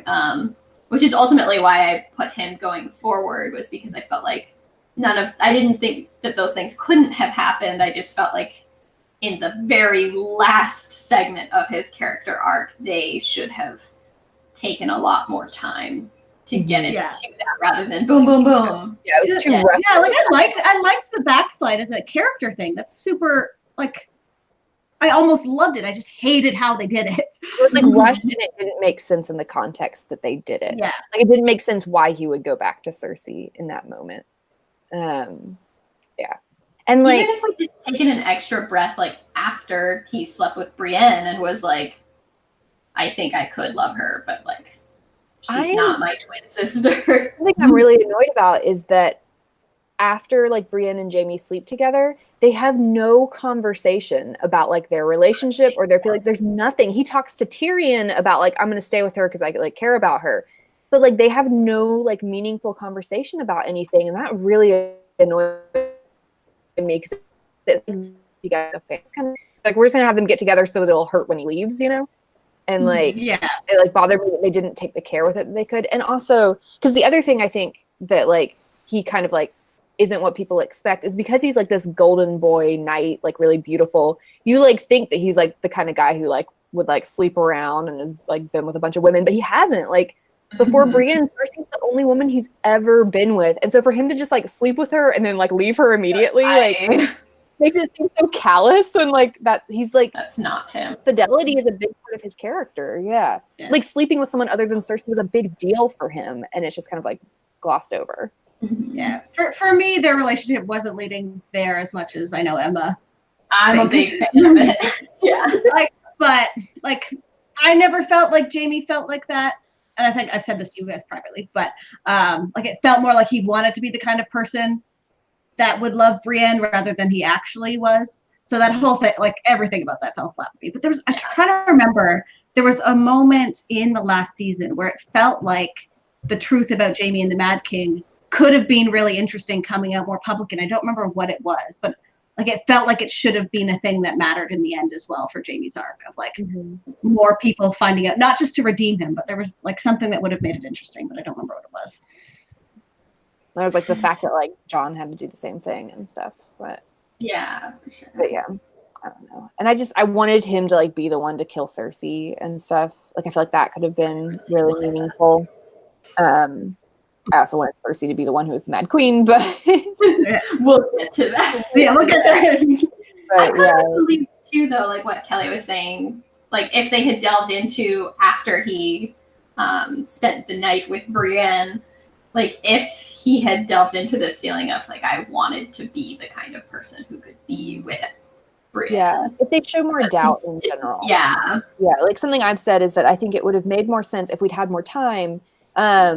If like we had seen like over time, like he's in King's Landing and he's like hearing people say all these things about Cersei and like seeing that build up for him also I think would have made more sense. Like if you're seeing like indecision and the doubt like build up over time, and then he's like, you know what, I have to go like take care of her, even if it's like not a romantic, like she's the person I want to be with and she's the person I love, but like she's my sister and I have a duty to her, because he's all about duty. And so like if he had been like, you know what, baby, if he's like, I had a duty to my sister and like the mother of my children, you know, like that would have made more sense than just like, nah, gotta go be with her. Yeah. Seriously. Because like it just, I feel like his decision, like it just didn't land right, and there wasn't enough reason for it. Because, and like I've said this on Twitter, because I've heard people saying like, oh, well, he decided to go back because like he realized Cersei was gonna die, and like, no, that's not what happened. Because first off, if that was the case, dying, like if that was the case, he like first off wouldn't have like left her in the first place, or he would have gone back like right after the Battle of Winterfell when like when Daenerys is like, I'm gonna go kill your sister now. You know. But also like the scene that's like the catalyst is Sansa saying like, I always wanted to see your sister like executed, basically, and I'm disappointed I'm not going to see that happen, because Sansa thinks that Daenerys is gonna lose because she's just like had another one of her dragons killed, and Missandei has been captured. And so in the context of that scene, it made the most sense for me for him to say, oh no, Cersei is going to win, I have to go stop her, not I have to go save her. Like, what? Because after that happened, like the internet was so convinced that it was him being noble. I was like, this is it. It doesn't make sense. Like, which makes me feel like maybe some plot lines were changed, because it just doesn't make sense in that scene. And there's so much I want to get into around Cersei and Cersei's death, but Jamie even carries on. Like, he survives in our bracket. So let's move to somebody else. So, yeah. We'll come back to them I'm on board with Jamie winning now. So. We have to get Cersei next. So. So then we have Marjorie versus the High Sparrow, which I went with Marjorie. Yeah, me too. It was a really tough one for me because, like I said, I do love a creepy, zealous, religious person, a zealot. Yeah. I know words. But Marjorie's just so clever, and she's like the good guy version of Cersei, and I love it. Yeah, I love that she's a lot like Cersei, and they like hate each other because of it. You know, they're like the two girls who've been raised being told that they're going to be queens. Yeah. You know? Yeah. And then we have Shae and Gendry, which I think I chose Gendry. Yeah. I had Gendry versus Qyburn, but I went Gendry. I can be good with Gendry. Neither of these people are going to make it. We know they don't make it past the next round. Yeah. And then Daenerys versus Dario, which I Danny. Yeah. And Jorah versus Grey Worm. Meghan didn't have Jorah at this point. I got Sanjay going on to the next round. So I went Jorah, but I like Grey Worm so much better. Yeah, I also went Jorah. I would go Jorah as well. I love Grey Worm, but again, I felt like the end of his arc got cut off. Made no sense. I don't know. I never really felt like Grey Worm got that much of an arc. Like, it was just... I feel like he's a great character, but... his actions didn't really make sense in the last, like, few episodes. No. Yeah. No, not at all. But even dismissing that and, like, talking about big picture Grey Worm... Yeah. He was great, and I love him so much, but he's not that discussable. Yeah. Yeah. And then Tyrion and Melisandre, which I had Tyrion moving on. I also have feelings about Tyrion's later character arc. Yes. Despite Tyrion not being as smart in the final season as he was in the earlier seasons, I had him moving on. Which once again, I love Melisandre. I feel like they could have done something more interesting with, like, he was never the same after Shae, but, like, they never quite hit that the way they it didn't seem like they were trying to. No. And I think they could have, but they didn't. They were just kind of like, he's still really smart, but nothing he's doing is working. And that's actually real smart, but he's going to be down with the plan to go into the crypts. Yeah. When the Night King is coming. None of his plans are going to be good. And, like, that was, like, the point is, when I was talking about Rob, like, I feel like they did that well with Rob. Like, he's trying to make these right decisions and nothing's working out. but it didn't land with Tyrion. I feel like they tried to do something similar with Tyrion, where like he's always been the smart guy, and now none of his plans are working out. But I feel like his plans were so obviously bad. Yeah, where like Rob, I understood why Rob and John made like these decisions that didn't work out for them. But Tyrion, I was like, why are you being so dumb? Yeah, like it felt like maybe the writers thought it was still smart plans, and then And I love the idea of Tyrion being in chains for all the things he's done and then talking his way into choosing the next king. Yeah. But it didn't work out that way. He was just like, I know I'm in chains, but here's my 2 cents. And they were like, point. Well, even more than that, like, you're not allowed to talk, and then he does. And then he's like, let me give a monologue instead of not talking. And Grey Worm's like, yeah, that seems legit. Yeah, I'm fine with the idea now. I know I just beheaded a bunch of people or whatever, like right in front of John for disobeying Dany. But yeah, you can monologue and choose the next king. That was the other issue with Grey Worm is, he's like beheading all these people who have surrendered. But then when he finds out John killed Dany, which first off, John must have admitted to because no one else saw it happen. Yeah. There isn't even a body. But like, they go like imprison him. Like they imprison him and Tyrion. And I was like, like, there's no way they didn't write that time jump because there was no way to get from A to B without doing They skipped it. And then we have Olenna versus Ilaria, which Olenna. Her like death is one of the best deaths. Yes, I also love Ilaria's death. Like, we don't actually see her die, but like Cersei's the only one who knew she was down there. Like Cersei and Qyburn, and so like.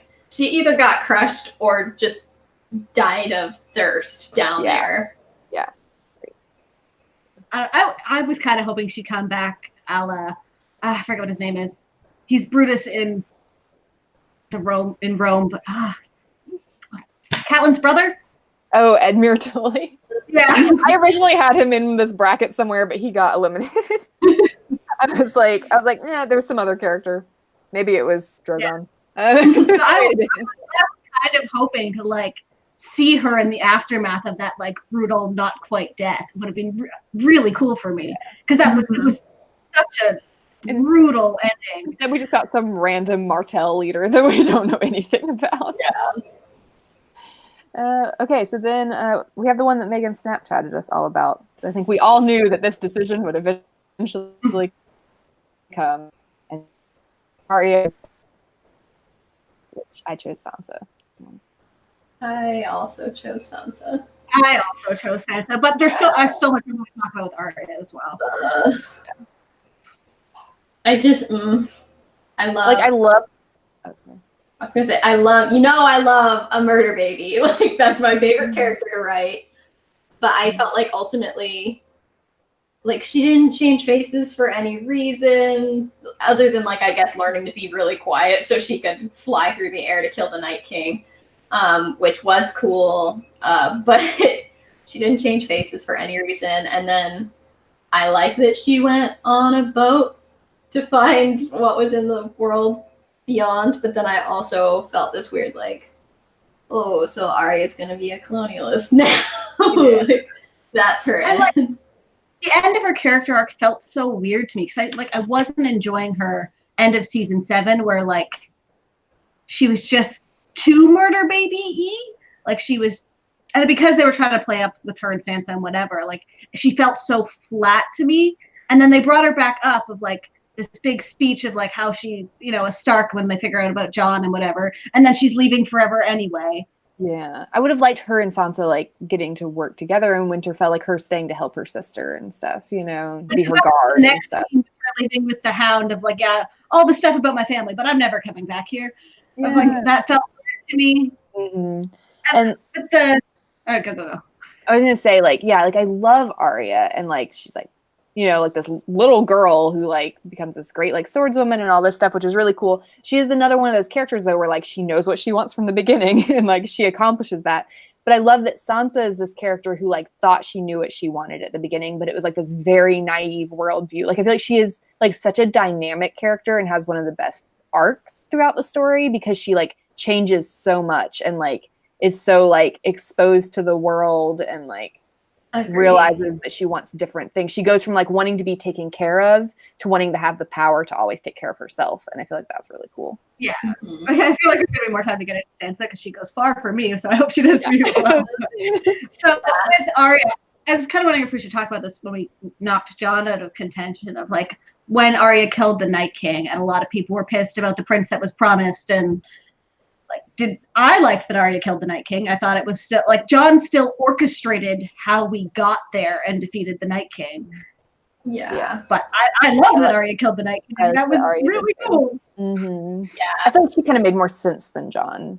Like, I feel like Jon didn't quite have the skill and ability to do it the way Arya did, you know? Yeah.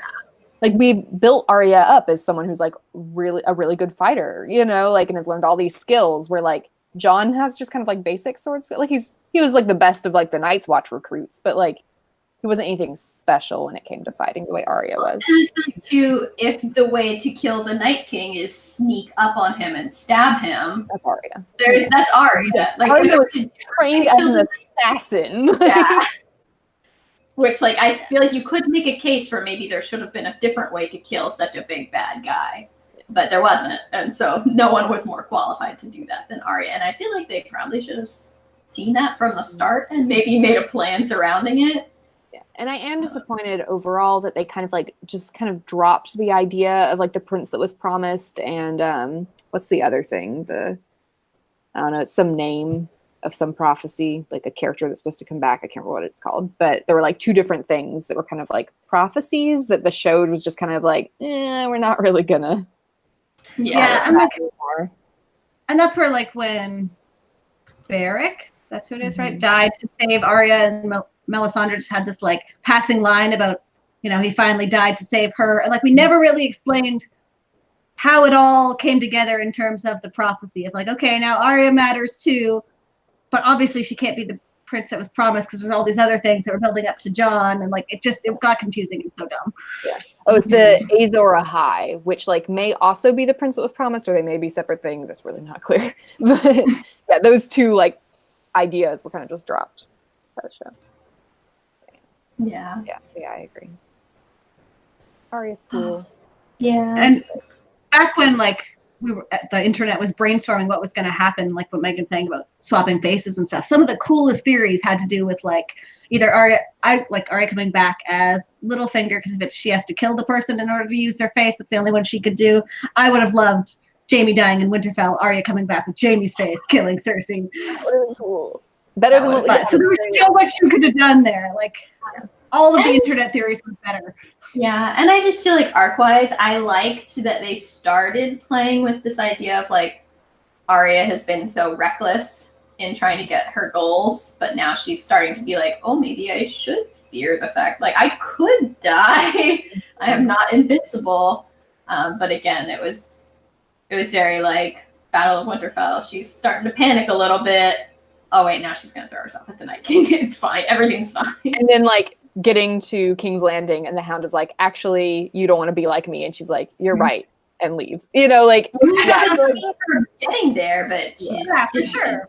Yeah, and like I felt like a place for it to end. Yeah. I did like seeing her like in King's Landing, how like she finally kind of like sees like the chaos of like warfare and battle, and how it's like not what she expected. Like I thought that was pretty, like her like kind of like stumbling through King's Landing, like trying to save people. I love that. Yeah. That was cool, but yeah, because all of her like killing had been very one-on-one up to that point. So then to see it on like this grand scale and be shocking was really interesting. Yeah. And she got to pet a horse for like 25 seconds and rode away on it, but then in the next episode is still in King's Landing. And the horse is gone. Like, as much as I do like her like getting on a boat at the end, it's hard not to look past like what's west of Westeros. It's gonna be the other side of Essos. Like, yeah. She just gets there. She's like, what the hell? Now I have to walk through this entire continent to get home again, or. It's like how she's like, yeah, you guys aren't ever gonna see me again, and it's like you're not gonna like come back after like. You're not gonna write it. Like I'm out. Yeah, that was weird. Yeah. So then we have come to two of the Stark allies, Theon and Davos, for our top two of those allies. Well, I had Brienne going on to the next round. I gave it to Theon. I did as well. I would as well. Yeah. Putting those two against each other. Davos has a soft spot in my heart, though. Yeah. Yeah. Like this feels like where Davos deserves to be. Like he was a good character, just in terms of complexity and stuff. He's in the middle. Top 16. Yeah. And then we have Ramsay and Littlefinger. They're both so awful. Yeah. Love it. But I chose Littlefinger. Me too. I feel like Ramsay. Yeah, I like the conniving. Yeah. I like how both of them got their ends, but especially Littlefinger, like thinking that he's like pulled one over on the Stark sisters, and they're like, nah. But also, Sansa sicking his own dogs on him. So good. And her like just really walking away. Like, yes. Yeah. Really, both of these deaths just go to show how great Sansa is. No, I loved I feel like for Baelish, it was very much like chaos is a ladder or whatever. Like he was climbing the ladder. And for Ramsay, it was a game. And I loved the game aspect of it, which was why I ended up having him go on. But it was very close. Yeah.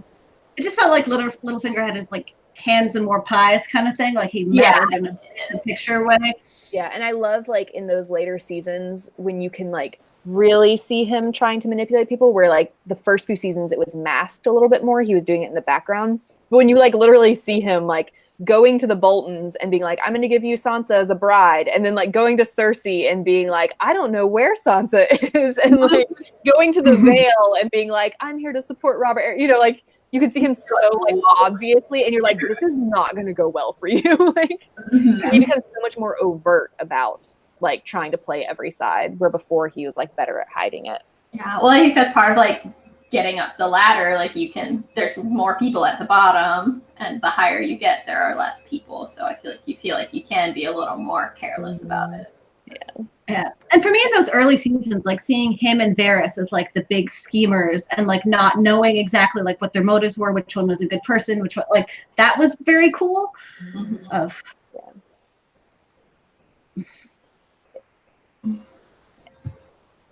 the Shireen versus Ygritte, which I would go to Ygritte out of these two.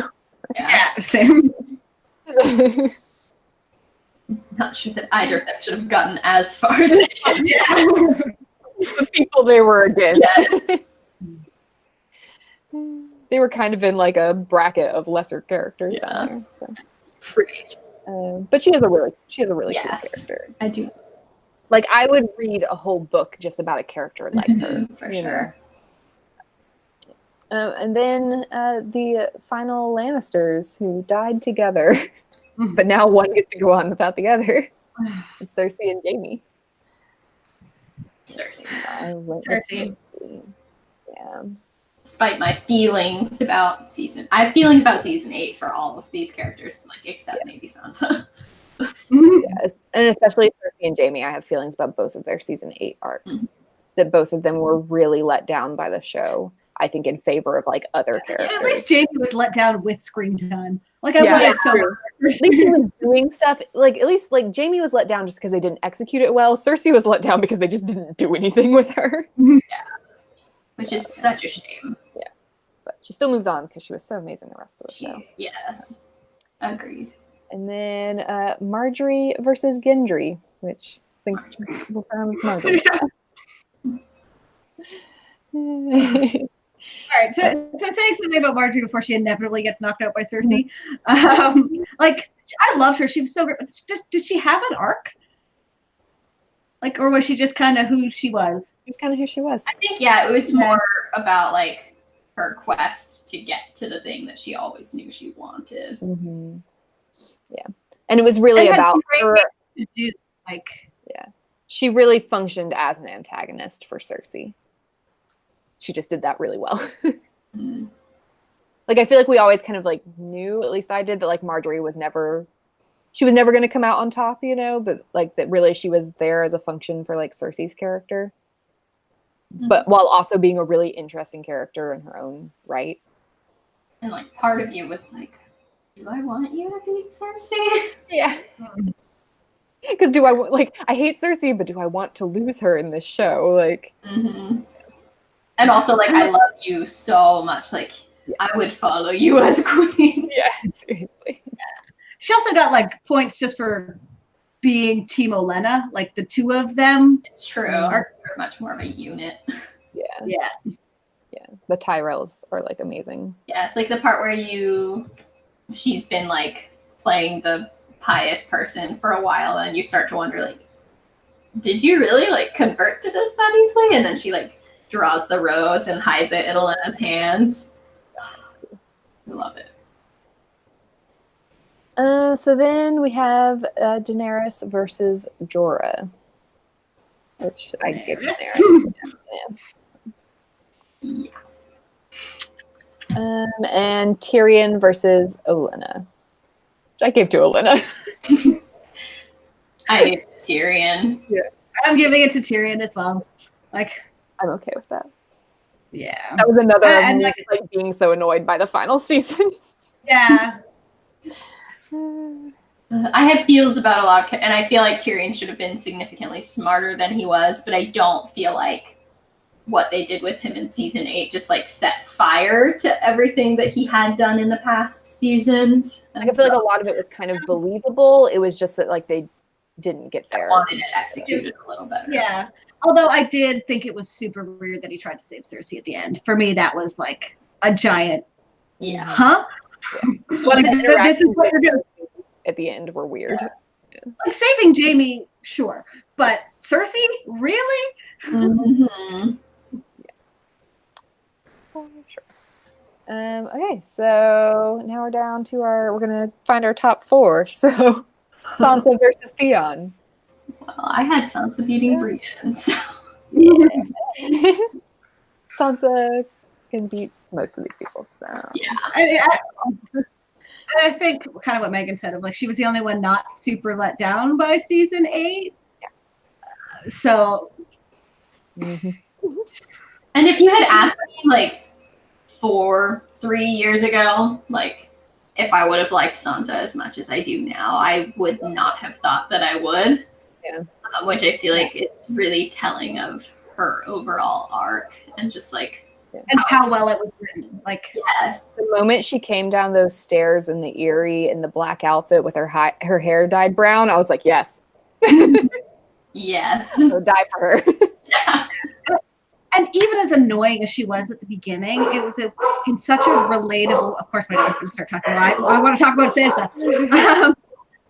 Like, she was naive and silly at the beginning, but in a way that, as a person who was being a teenage girl, I get it. Like, yeah. Like when people try to like knock her down, like even in the later seasons, people are like, "Oh, Sansa's like so stupid and stuff," and I feel like they judge her a lot on the early seasons, and I'm like, she was a teenage girl, like who'd been raised in a lot of privilege, and people try to like compare her to Arya, and I'm like, Arya is a lot less typical. Arya's a lot less believable, I feel like, in a lot of ways, like. You know, like how intense she is, where like Sansa is like very like understandable and relatable. Like I love Arya, but I feel like I can't relate to her a ton, but I can definitely relate to Sansa. Sansa was 80% of girls in middle school. Like yeah, that was just, like she was such a well-written young girl. Mm-hmm. And there is the scene in season 1 or 2 after Ned has died, where she is on that bridge with Joffrey and he hits her and she goes to push him off that bridge and the Hound stops her. And so like it was there. They knew that she had the potential to be that awesome person, but that it was going to take a while because she was a girl. And there's that one scene too. It was around the time her and Tyrion like get engaged or something. I think it's when Tyrion gets there to act as hand for Tywin. And Tyrion asks her, he's like, do you want out of here? I can get you out of here. And she's like, I love my king. And like, she's like, Joffrey is like good and gracious. And like, it's obvious that she's just saying what she knows she has to say, you know, and like it's so good. Yeah. And Tyrion like, has the like, not you're going to survive us all kind of thing. Yeah. So many feelings. People who don't love her are fools. They're wrong. Like it's like they're just the kind of people who hate teenage girls, basically. Like, yeah. So then down in the next bracket, we have Littlefinger versus Ygritte. I would give to Littlefinger. I would also give to Littlefinger. Yeah. And then Cersei versus Marjorie, which I think we've made it obvious we're doing it with Cersei. Yeah. And I feel like they are so similar, but Cersei, it's just, she is more ruthless. There are less people she cares about than Marjorie has. And so she does a lot more to move the plot forward until she's safe. But. And like, Cersei for me is so well written because you can see how her upbringing shaped her of like being the girl, but also the smartest and like. Yeah, Cersei's been through a lot more crap than Marjorie has, which like also bumps her up. Yeah. Where like Marjorie came from a family that really cared about her, you know, and like really loved, like a really loving family, even though they like pushed her to be ambitious. Where like Cersei, like, you know, her mother died really young, and like she's never really had like a loving person other than like Jaime, you know. Yeah, and so it's not necessarily that one of them was better written than the other. I feel like for me, it's just more, I find Cersei more compelling of a person. And Cersei was just a more substantial part of the story. She just was. Exactly, yeah. Yeah. And then we have Dany versus Tyrion. Which... I'm giving it to Dany, but... See, at this point, I had Dany versus Olenna, and I kept Olenna. I love that. I just... I have a lot of what could have been with Dany that I have a hard time separating out of what happened. Like, and the thing with Dany is, like, they still did the what could have been. They just executed it poorly. Like, it could have been brilliant of, like, knowing she was crazy. Not crazy this whole time, but just too ruthless this whole time. Like, I don't even ever think she was a mad queen. She wasn't actually crazy. She was just very misguided. Yeah. But so, like, that like, oh shit moment of Tyrion and Jon when Tyrion's in jail and Tyrion, like, breaking down all of these things she's done of, like, we should have seen this coming, could have been amazing, except they were so heavy-handed with it. But, yeah. So. And the things that they should have seen it coming with were, like, not that bad of things. She did. Yeah. And, like, oh, yeah, on the scale of what everybody does in this show, yeah. Yeah. And I just feel like Dany, for me, like, I don't know. I guess I, like, never found her all that compelling. Like, I feel like she's kind of like a very typical, like, YA fantasy character, like style suits for her kingdom kind of thing. And like just the fact that like I feel like I really like the characters who are like they scheme and plot a little bit more. They're really clever. I feel like she was never clever. Like she was like her solution to everything was like I'm just gonna burn people. And like that doesn't appeal to me much. My favorite episode of the show, I was gonna ask later, mostly so I could talk about this, was like her having hidden that, is it High Valyrian, I guess? Yeah. She speaks it the whole time. I do love that and like episode. taking the Unsullied and burning that, like that was the best moment of the show. That is her best moment for sure. So cool. Yeah. But for the most of the time, I feel like she doesn't really like make plans or anything. She just burns people. Yeah, and I feel like it's an interesting flaw to me that she doesn't make plans, and I would have loved to see that brought out more. And also, I feel like Viserys's big character annoying thing was that like he felt like the throne was owed to him, and I feel like Dany, she felt the same. Yeah, and she like criticizes him for that in like season 1 and like the first couple of seasons about like how he like expected things to be owed to him and how he was like naive enough to believe that people like were his supporters. But then like she kind of becomes like that too, like just expecting people to like bow to her and support her and like thinking the throne is owed to her. I don't know. And I feel like this goes along with what I would have hoped for with Missandei's arc, but this idea of like she is the literal white savior of all of these people, and I would have loved to see that challenged. And Missandei would have been a great person to be like, I'm grateful that you got me out, but I'm still like a human being. yeah, I'm still in your service, and I don't think you would let me leave. And like if Missandei had chosen to leave because she didn't want to serve, like I would have 100% believed then that Dany would go like Mad Queen or whatever. Yeah, that could have been interesting. And that's where like even not rushing through season 8, and like if they'd taken a few more seasons of like, and I think they could have.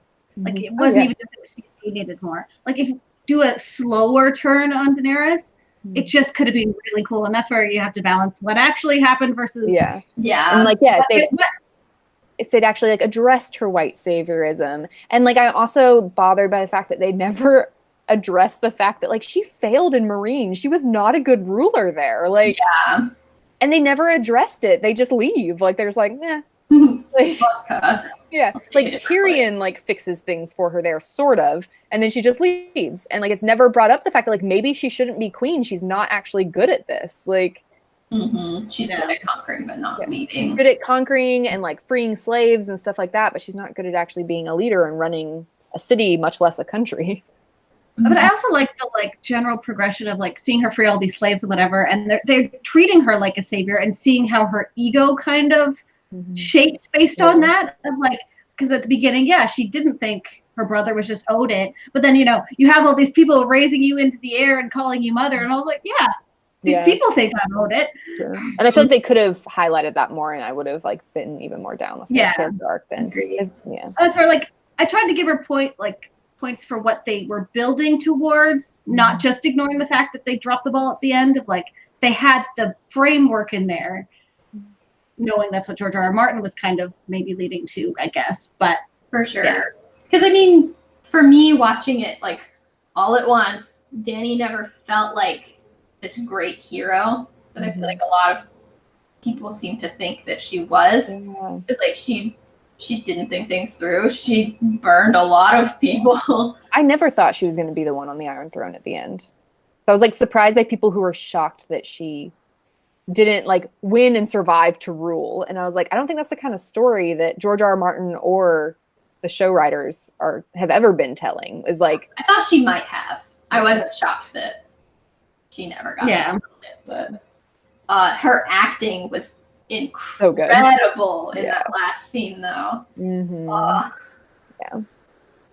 Although I like saw a thing the other day that was like, because like I'm kind of like team, it would have been more interesting to have Cersei be the Mad Queen, because I feel like she had a lot more build up to, like she was always like super paranoid and stuff.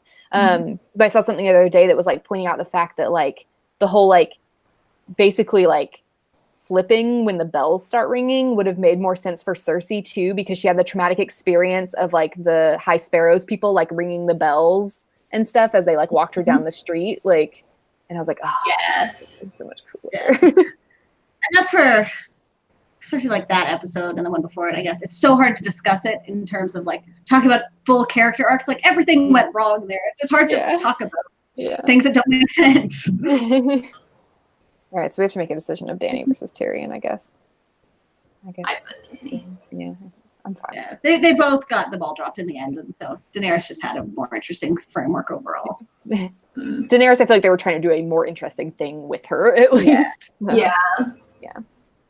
Okay, so we have to come down to our final two. So we have Sansa versus Littlefinger. This is a clear Sansa for me. Easy. It's always clear that Sansa's going to win things. It happened in the show. It happened in our bracket. Yes. That's what we were talking about, Littlefinger and Ramsay. Of like, it was kind of the same thing as like Davos with Stannis. Of like, you think you're watching Stannis, but really we're watching these people who are training Sansa. Like it's and then Cersei and Dany. It's definitely Cersei for me. Yeah. It wasn't for me, but I can see what, like, I flipped back and forth a lot. For a while, I had Dany because I feel like they did her more justice in the final act of her arc than they did Cersei. Yeah. Like, at least with Dany, it felt like they built to something. Just kidding. I thought I put Cersei for my point too. Because, like, for me, it's like, it's like I feel like Dany they gave more attention to in the final season, but, like, over the course of all the seasons, I thought Cersei had a better arc. Yeah, so, I agree with that. Yeah. go either. But even then, like, what was her arc? Like, how did she change? Like, she just got better at being the person she was. I think it was supposed to be like until season 8, a descent arc. She's like losing all her children like one by one. Yeah, because at the beginning, like, that's her biggest fear, because the woman said it would happen. And so then we see it happen, and like the more she tries to make it stop, the more it happens. And I like how like she goes from like being like the queen to a like husband who like totally like ignores her and is awful, to like being the mother of a king who she like can't really control, to a king who she can control, to just being like, forget this, I'm just gonna rule. Like, I love that moment. And she's like, you know what? No. And then no one like challenges her. Like, it's a little bit unbelievable, but I love it. Yeah. I mean, she did like wreck all of her challengers in one go. And if she had continued that, like, I would be pretty scared to challenge her too. Yeah. I don't know. And just like dying by rock was disappointing, especially dying by rock. That rock with the space next to you. So that's why I gave it to Danny. Of like, at least it felt like, even if they skipped a lot of steps, they brought her to an end. Whereas Cersei, it's just like, oh, really? This is where we're going with this. Yeah. Meghan, I guess you're kind of the tiebreaker. I put Danny on my thing, so I guess I'll stick with that. Danny. I just have a lot of feelings about. I also feel very, very strongly that there should have been more of like a, wait, who's really the Mad Queen? Like ruthless versus mad, and that Cersei should have actually been the mad one. Yeah. Well, and I feel like there's like hints of that with like the wildfire under this. Like, you see the wildfire going off in that final battle, but it's never addressed. Like, that she had plans to blow up the city too. Like, yeah. And like, but neither, like, I don't know. With the whole Mad Queen thing, like, maybe having people start calling Cersei that, but acknowledging that neither of them were ever actually mad. They're just like, they're playing the game the same way all the dudes were. They're just, it's. I would have loved for them to delve into that. Like, we're doing the same thing as everyone else, but we're the mad ones. But I also would have loved to see Cersei go like more mad over time, because I feel like there was some potential there for her, because like she was always so paranoid and like losing all of her children, and like, and the way she like killed everybody in the Sept, you know, and all this stuff. Like, I feel like they could have like made her like go mad like the Mad King, but then they just had her stand there and drink wine. Yeah, which it's definitely a mood, but maybe not for the last season of Game of Thrones. Yeah. And my dream Cersei, I feel like there were rumors that her arc, or her plot arc, went very differently, that she had miscarried at the end of, what was it, 7? 11. All Jane, like, basically. Yeah. And I would have loved to see that propel her into getting her hands dirty, which she previously, like, she doesn't do that. She's not the one, you know, killing. Yeah, it's literally. That whole blowing up the Sept thing is like, it's her like idea, but she has Qyburn do all of it for her, you know? She always has people doing dirty stuff for her. Yeah, so I would have loved to see. Oh, go ahead. For her at the end as well, of like, there's no one left with her except Qyburn and Euron. Like, her hands are tied just by how small her portion of the story has gotten. There's no one to like interact with. Which is why I would have loved to see her like, I've miscarried this baby, I have nothing to lose now.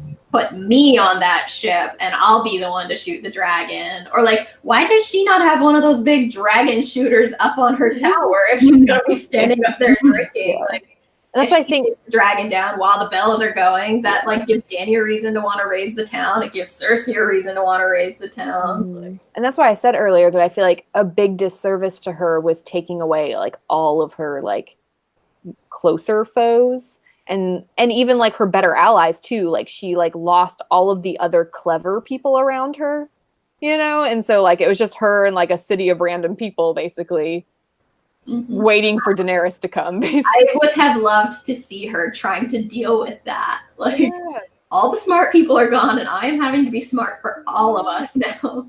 Seriously. Yeah. It was a big letdown for her. I have so many feelings. So many what could have beens. I think as we break down that side of it, it really just comes down to, as we're trying to like make excuses for what happened to them, it's just clear that neither of them can beat Sansa. Yeah. So now we're Sansa versus Dany, and I know who wins for me. Yeah. Yeah.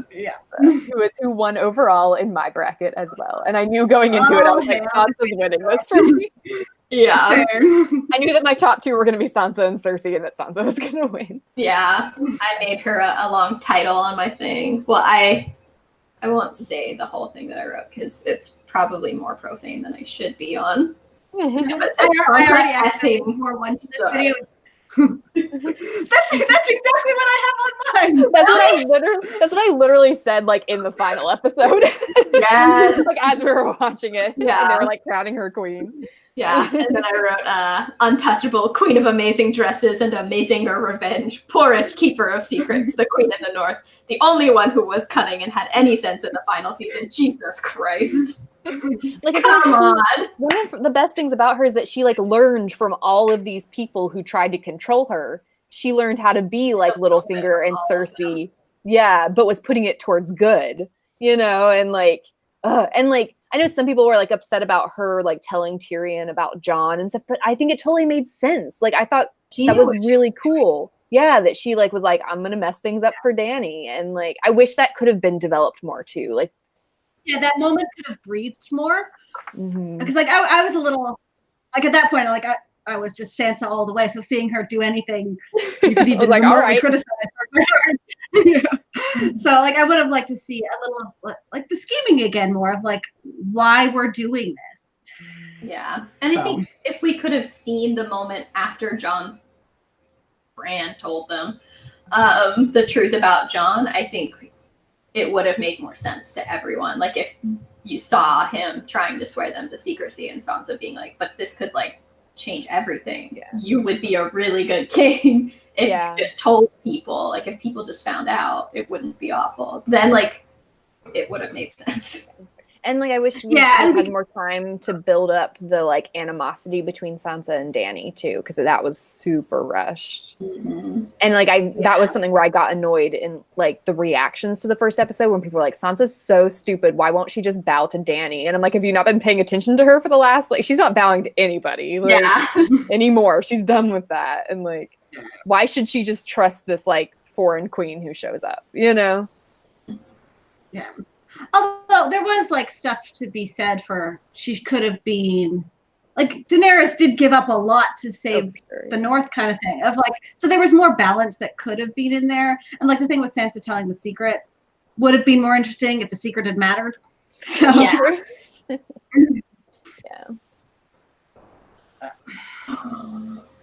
like if they could have explored more like, yeah, Dany's there to help them, but like she really rubbed Sansa wrong, which like I feel he got like a little bit of a like taste of that. Like Sansa's been surrounded by these people who try to like take power and think that they like deserve things, and she's like not gonna put up with that again. And so like Dany just automatically like rubs her wrong from the beginning because she's like, no, I've seen this too many times with other people. From the beginning of season 8, I was very here for Sansa and Tyrion co-parenting the world. Like if there had to be someone on the throne, I wanted them to be platonic co-king and queen. But they even did that like in the crypts, which we haven't even talked about other than that. Like the moment between them kind of thing of like, of everyone Sansa's gotten paired up with, Tyrion is the best, and like almost kind of a good match for her, I guess, of like where they were when they were married. Obviously not, but I could have gotten behind like a non-platonic. Yeah, if they hadn't like totally ruined his character, I like I definitely could have been behind like some sort of partnership between them, whether it was like romantic or not. Yeah, I don't know if I could see it as super romantic, but like a partnership of like where she's like, I'm not interested in like having some grand romantic marriage anymore. So like. Yeah, and I like trust you. So like, exactly. And she's like, and I like if she was, if there was like an element of like, I trust you to not try and like take my agency and power away from me, and I can't trust that from most men. That could have been cool.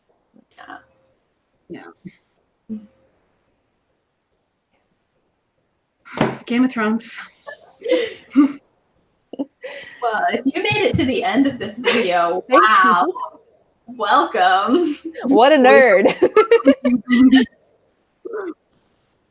Yeah. We obviously cared and had a lot of feelings about It's really this. good for my mental health, though. Let me really get some things out. I needed to talk this through, yeah. Mm-hmm. Yeah. It's just so many things I'm like disappointed about. Yeah. There's But so much because potential. Sansa turned out okay, that was like the one redeeming thing. Like going into season 8, it was like, I just need to know if Sansa makes it. By the last episode, I was like, literally all I care about at this point is Sansa getting to be Queen of the North. Like, I don't care about anything or anyone else anymore. So, at least it achieved that one thing for me that I cared about. And I did, like, while I disagreed with some of the choices they made, I did love that, like, end montage of all the Starks and how it was, like, the Starks' story. I thought that was so well done. Like, although I think it's a little bit offensive to the other houses that the second to last episode is called The Last of the Starks. Because I'm like, you have, like, more surviving family members than any of the other, like, big houses. Everybody else has, like, one person left, and the Starks are like, we're the last of the Starks. It's like, like, half the kids survived. Yeah. I feel like it's also a lesson that, like, if you want, like, your family legacy to live on, you just have to have a bunch of kids because it worked for the Starks. Yeah. Everybody else only had a couple kids, and their families are, like, died out at this point. Yeah. I have feelings. It was such a good show that had so much potential and so many characters that had a lot of potential that they did dirty. I was pretty heartbroken by how they ended it. So. And, like, I'm interested to see, like, how the books end, if they ever end. But, like, it's still, like, not going to still, like, hit the spot that I wanted this to because the books have become so different from the show already. Like, there's so many more characters and plot lines.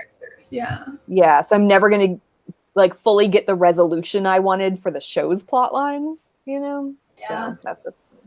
I'm, like, trying to play it off like, oh, well, you know, I wasn't heartbroken or whatever. Like, I could have been okay, but, like, I took all my books to the library and donated them. I was like, if he finishes this series, maybe I'll get them again.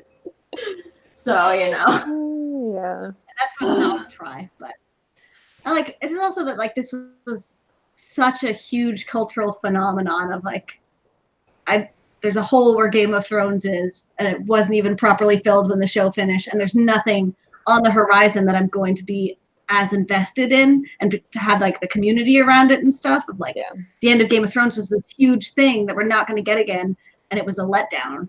So and I think there's, like, something to be said for the fact that something this big with this much, like, cultural, like, appeal and, like, so widespread, like, was never going to be able to satisfy and make everybody happy. Like, someone was going to be unhappy with the way it ended, but the problem is that, like, nearly everyone annoyed. Yeah. You know, even people who are okay with some parts. Yeah, like, you saw it pretty universally of, like, it's not that I'm mad that this thing happened. I'm mad that how they did it. Like, it's just that's how I feel about it's not it's not that we're pissed off and angry about certain people dying. That's not the issue. I can see where they got their idea from, but they just didn't pull it off. Like, the plot points all could have made sense if the character arcs had been there. Writing advice. They rushed it because they want to go write their Star Wars.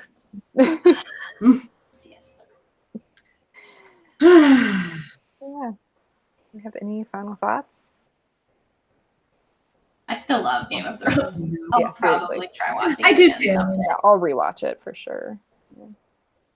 Yeah. And it'll be easier on the rewatch, I think, knowing what's coming. And knowing not to get too invested in certain things or care about certain things too much. Yeah. Agreed. Well, sounds like such a bummer note to end such an enthusiastic on.